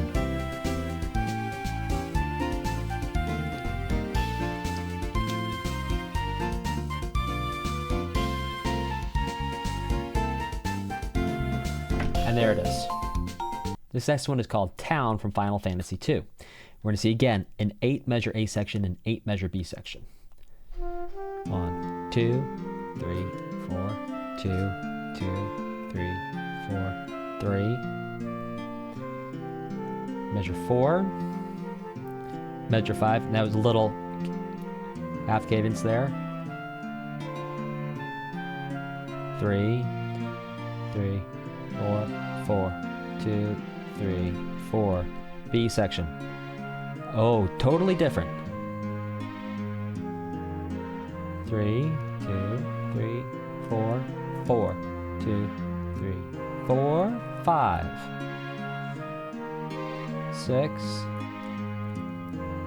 7,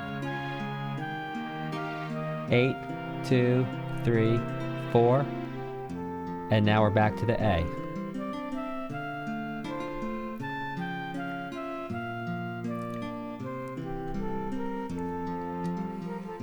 Repeats.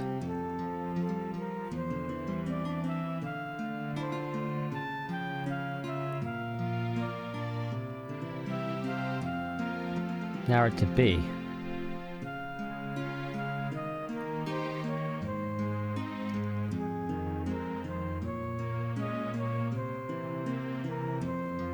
It's like an A-B subphrase.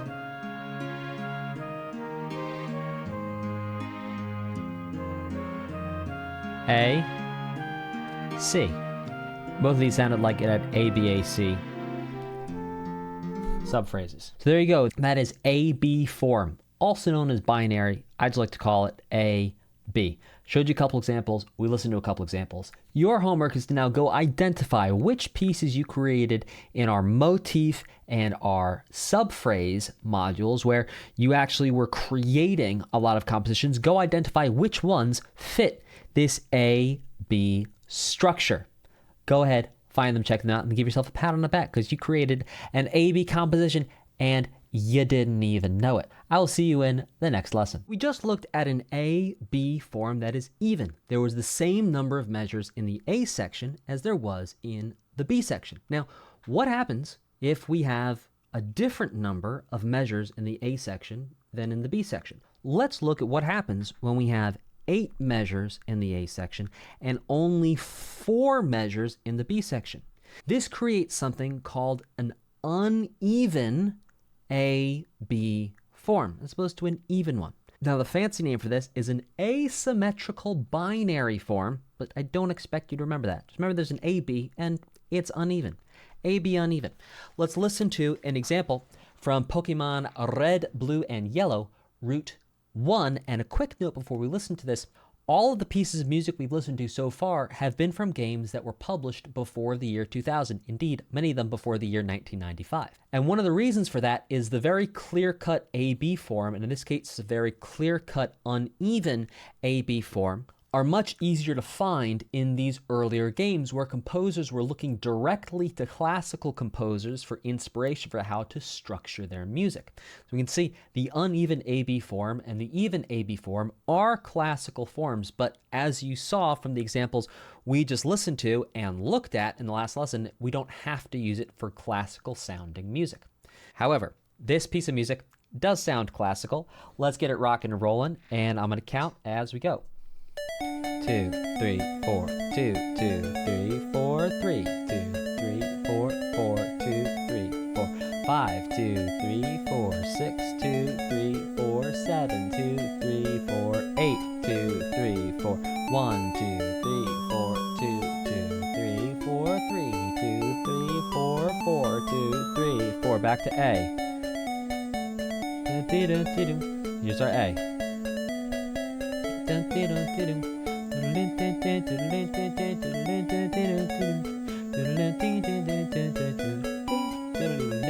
Here's the B.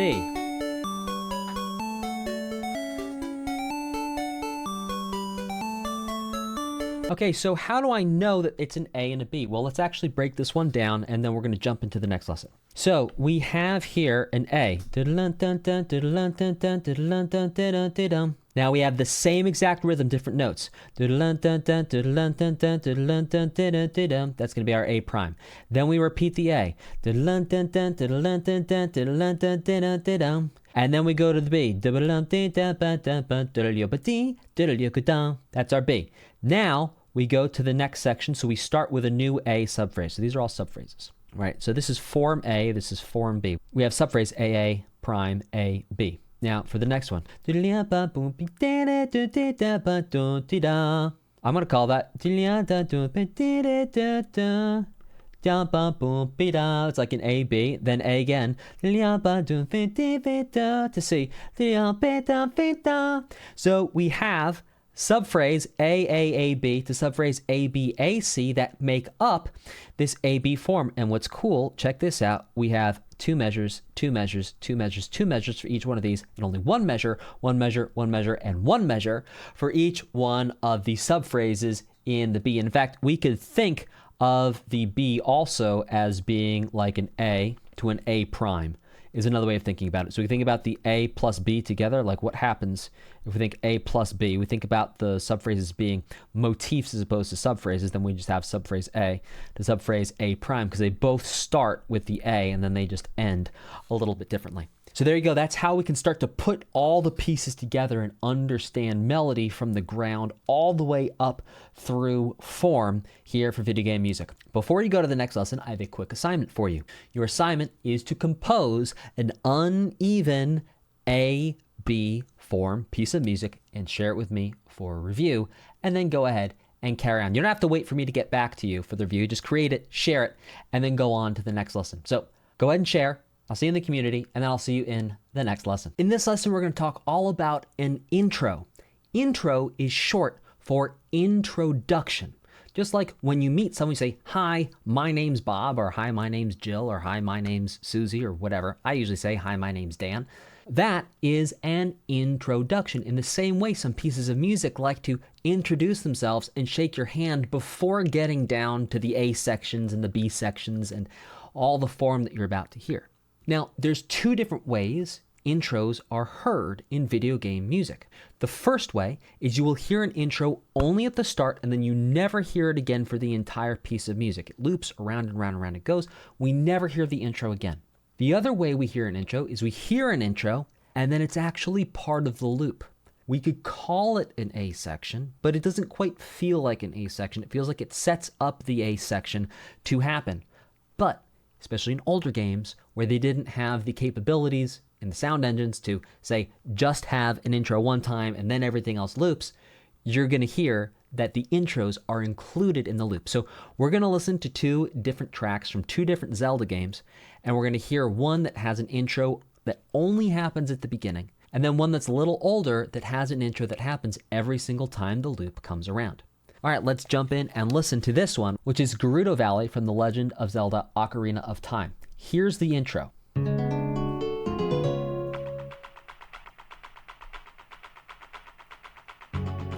That was the intro. Let's listen to it one more time. Remember it.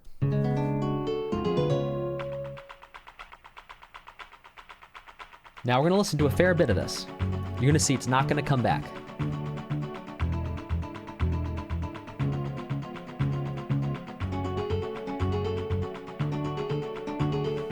So what we're going to listen for is for that. We're going to listen for that for when that comes back. That's going to be our clue we've gotten back to an A.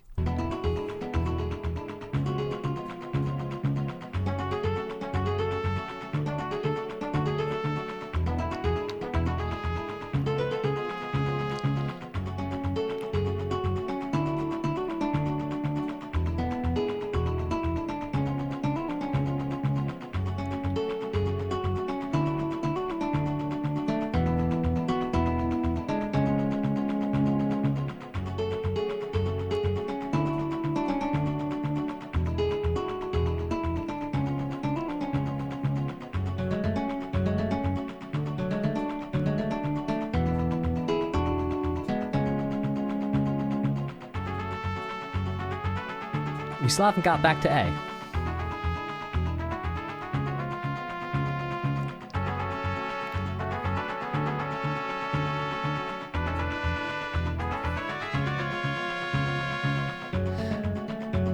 Still not back to A.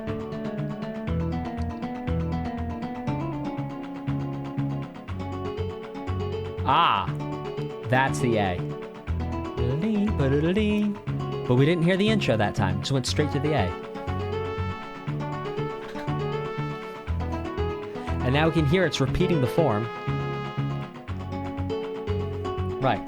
So we had intro, then we had A, B, C, D, E, F. There was quite a few sections in there. And then it goes straight back to the A, no intro again. Now, let's listen to a piece where the intro plays every single time. Here's the intro. This is going to be Kakariko Village from A Link to the Past.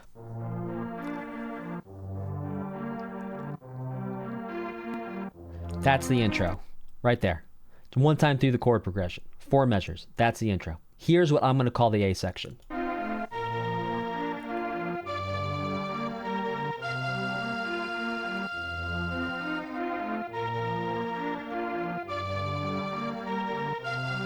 That was AA with subphrases.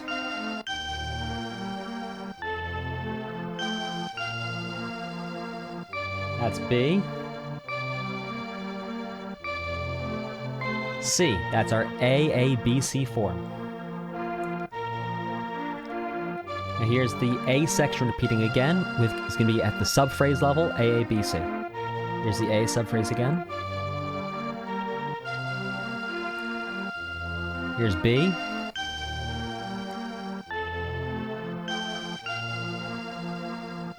Here's our C, which sure enough does have a motif. This is that sentence structure. It's when the A, B, C follows those classical rules. Here's our B section.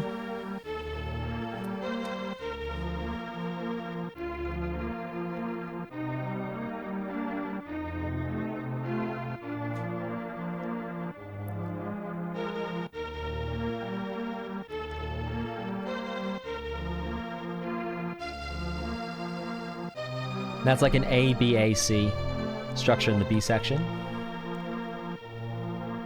Here's the intro. And now we're back to the A.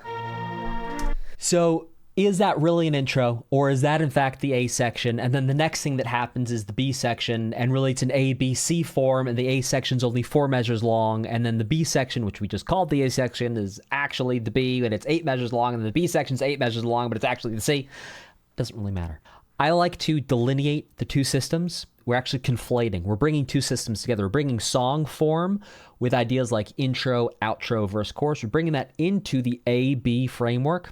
And I find it very useful because then we can look at where the main melodic structure and the main meat of the piece is and call that the A's, the B's, and the C's. And then the little bits that get us in there, important, just because I say little doesn't mean they're not important, just they're shorter usually. Those shorter bits, intros can be 8 measures, intros can be super long to get us to the melodic stuff. It doesn't really matter. The point is that the intros don't serve the same function as like an A section that has a melody in it that's structured in this way. So cool, we got to listen through this, and actually I had to point out to you that we had the sentence structure in the A section, and then the period structure in the B section, also known, like we refer to them as the sAA'BC, and then the sABAC frameworks. So that's intros. Your mission, should you choose to accept it, is to take a couple of your favorite compositions that you worked on in the previous parts of this course so far and add an intro element to them. You can add the intro as a repeating element, or you can add the intro that it just happens one time at the very beginning.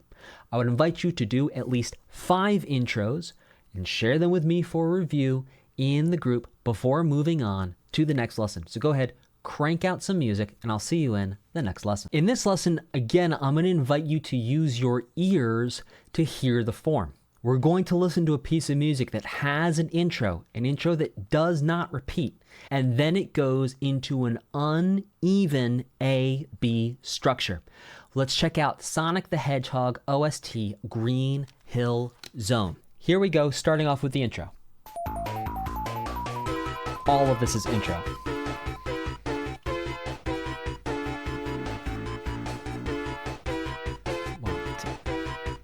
There's like over 8 measures of intro.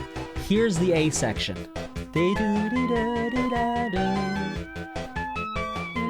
A prime. Again, A. Same rhythm, A prime.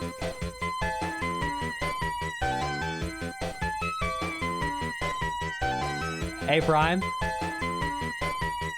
A prime. Now here's the B section. A prime. To kind of a B. And we're back to the A section with an A subphrase. A subphrase again. A again. Again, A prime. So we can see here that the structure we're hearing at the subphrase level is A. So cool. Now here's the B section.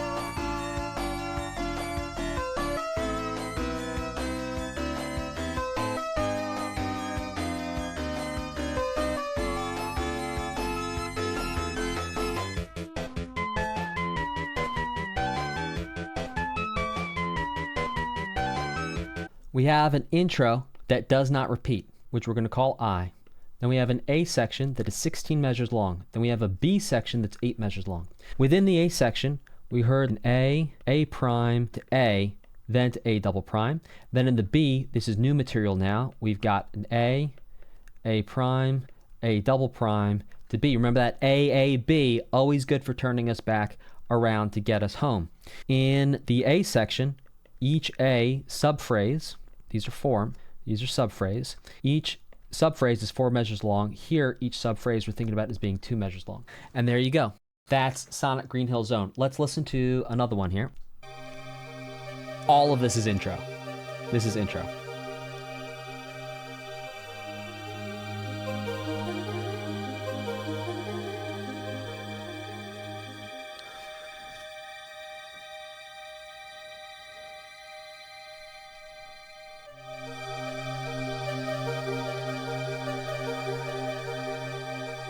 This is like super extended intro.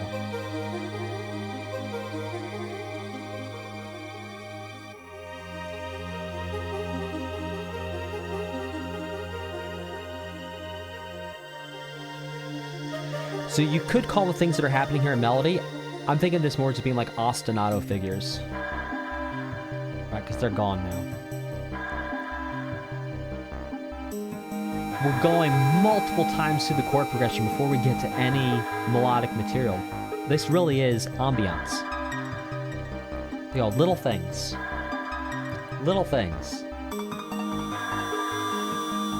This is like building up to saying something. Now we could think of that as being melodic content. I'm not going to though.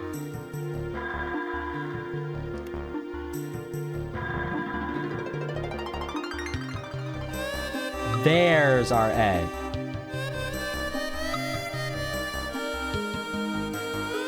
Now we've already broken this one down with the subphrases.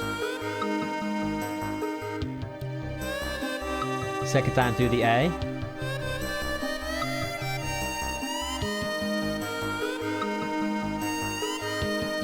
Here we go to our B. Here's our B. D, B, D, D, D. 3, 4, 3.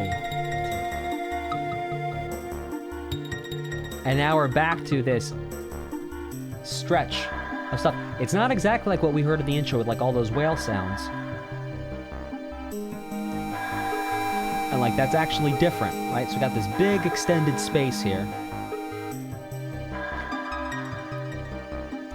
So the music you create doesn't have to be all melody all the time. You can have these big stretches where there isn't a significant melodic event happening and it's just vibes and feelings and just pads and chord progression, and you're sort of building the emotional just baseline level of what's going on. Excellent. Your mission, should you choose to accept it, is to now, before you go to the next lesson, create 3, count them 3 sketches of a melody where you use an intro and you create either an even or an uneven A, B structured piece of music. Go ahead, create those, share them with me in the group. Don't get disheartened. This amount of making music is actually one of the best things you can do. Don't just learn these frameworks and then say, oh, I got it, and then wonder why like you're feeling stuck. It's like, no, each framework you learn, use it like 10, 20, 30, 40, 50 times until you really get it, and then move on to the next one. And that way you're really gonna grow a lot faster than you would otherwise. All right, so go ahead, create. Don't just watch lessons, create. And then I'll see you in the next lesson. In this lesson, we're gonna talk about the A form. We're not gonna have any examples to listen to, and I'll explain why. This is gonna be a short lesson.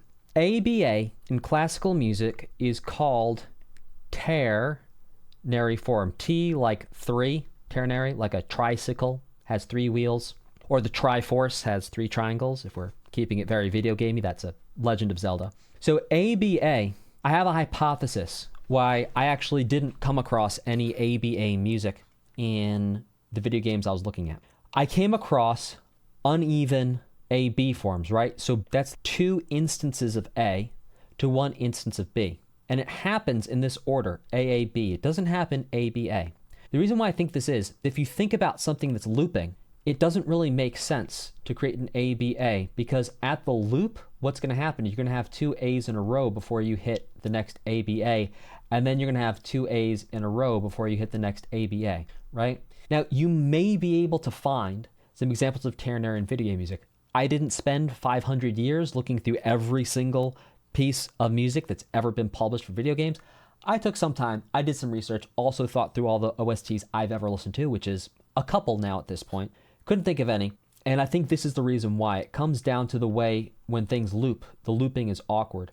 Like, for example, A Link to the Past had like intro, AAB, and that intro breaks things up even more. So there's almost like 2 things that happen. When this loops, we go intro, A, B.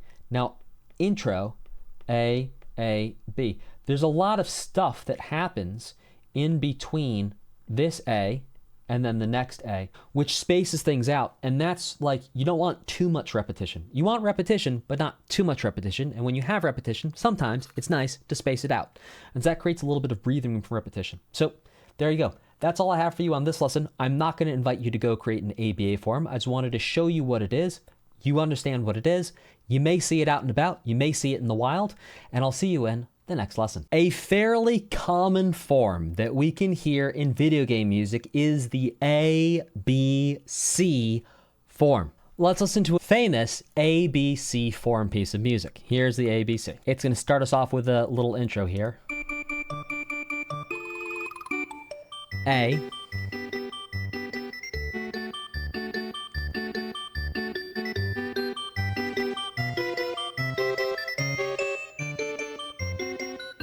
There you go. Here's the B.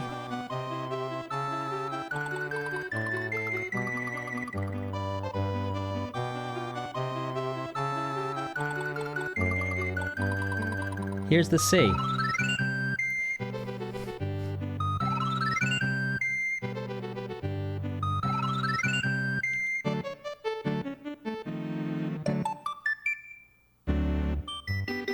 A.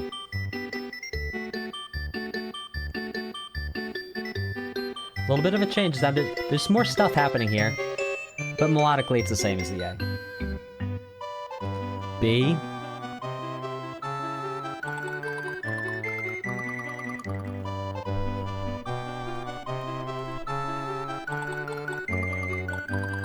Here's the C.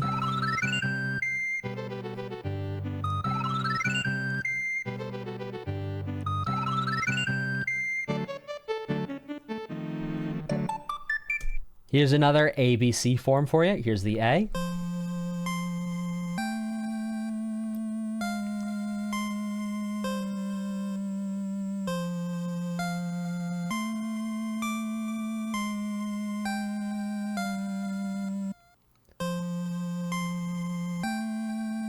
That's me A subphrase.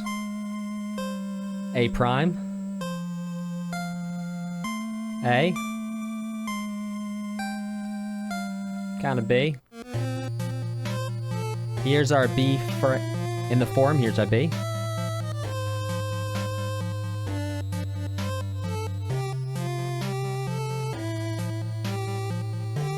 ABAC. Subphrase. B. A. Prime. C. And here's our C section. A prime, A double prime, B. In terms of the subphrases. All right, let's listen to another one. Here's Chrono Trigger Frog's theme. Here's the A. A.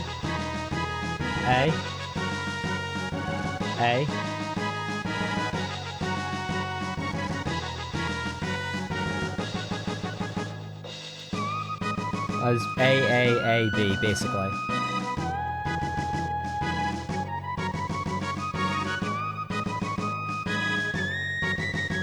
This is the B section here.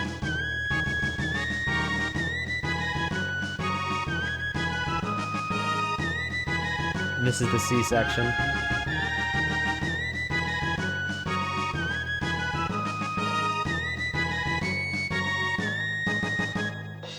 A.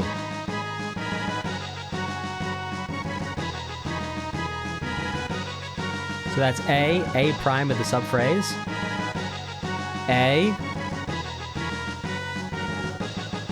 double prime. Here's our B section. That's A. B. A prime. C. Here's our C section. A prime.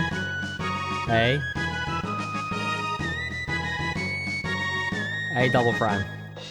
Right, so you can now start to see how we can track the sections and we can track approximately the subphrases that are happening within those sections.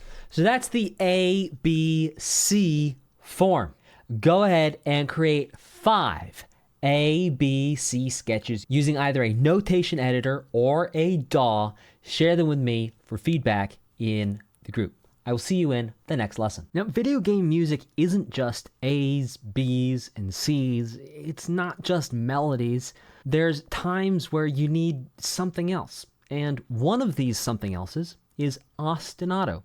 And to say ostinato form isn't really a thing, but it kind of is. What else would you describe a piece of music where you just have one idea that repeats over and over again, and it's not really an A section? For example, if we listen to Hurry Along from Pokemon Black and White, let's listen to this. So to be clear, there was an intro there. That's the intro. That's the intro. Now here we are.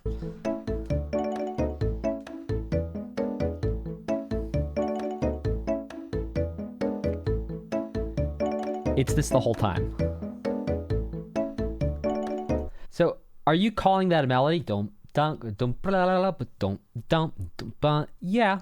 Okay, we're calling it a melody, but just an A over and over again. So it is ostinato. Ostinato means something that repeats so much it could be described as stubborn. It's stubbornly repeating. This repeats so much, it's like, no, here's the thing, here it is over and over again.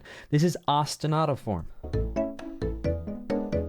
How many times does it loop? However many times you want it to loop. No right answer there.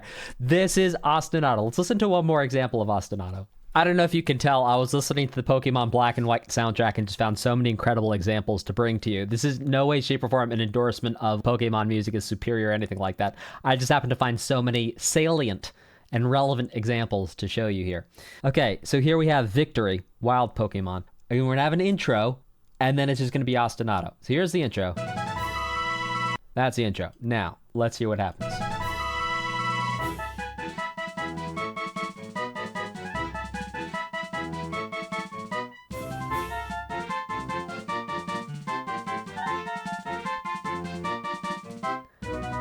And we're back.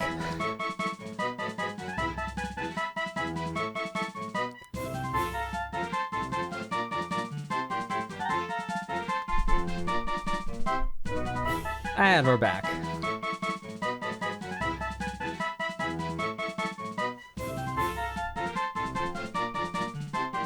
And around it goes. This is Ostinato Form. Now, both of these are kind of playful versions of Ostinato. Both of them were in major keys. Ostinato doesn't have to be major. It also could be a minor key. For this, you might want to use a DAW because maybe you're going to make something that's a little bit more atmospheric, or maybe like this, it doesn't really have a melody to it. But however you want to use it, whether you're going to use a notation editor or you're going to use a digital audio workstation, right? So notation editor is going to be like Noteflight or Sibelius, or using a DAW like BandLab or Logic or Reaper or FL Studio. Create 5 sketches of ostinato patterns before you go to the next lesson and share them with me, and create 5 different things. Again, don't just stick to major, go to minor, go anywhere you want to go, just go somewhere. Create those, share them with me, and then go do the next lesson. Because remember, we learn a lot by doing.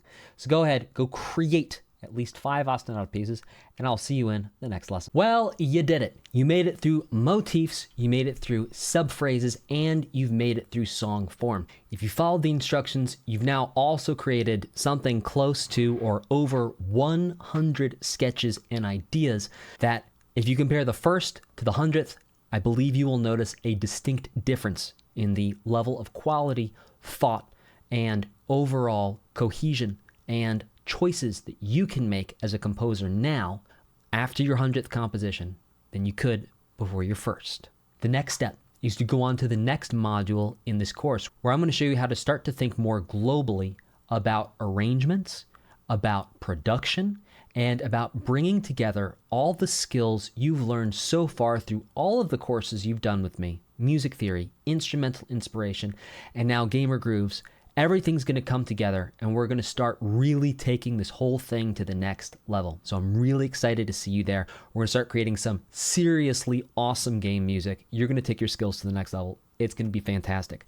I will see you in the next module. See you there. I think you're going to like this playlist over here, because I made this playlist just for you, because you want to get better at creating your own music. Everything in there is just geared towards, well, creating your own music. Examples of me walking you through how to create music, examples of me creating music and talking you through how I'm thinking, even more lessons, deep dives, insights into creating video game music.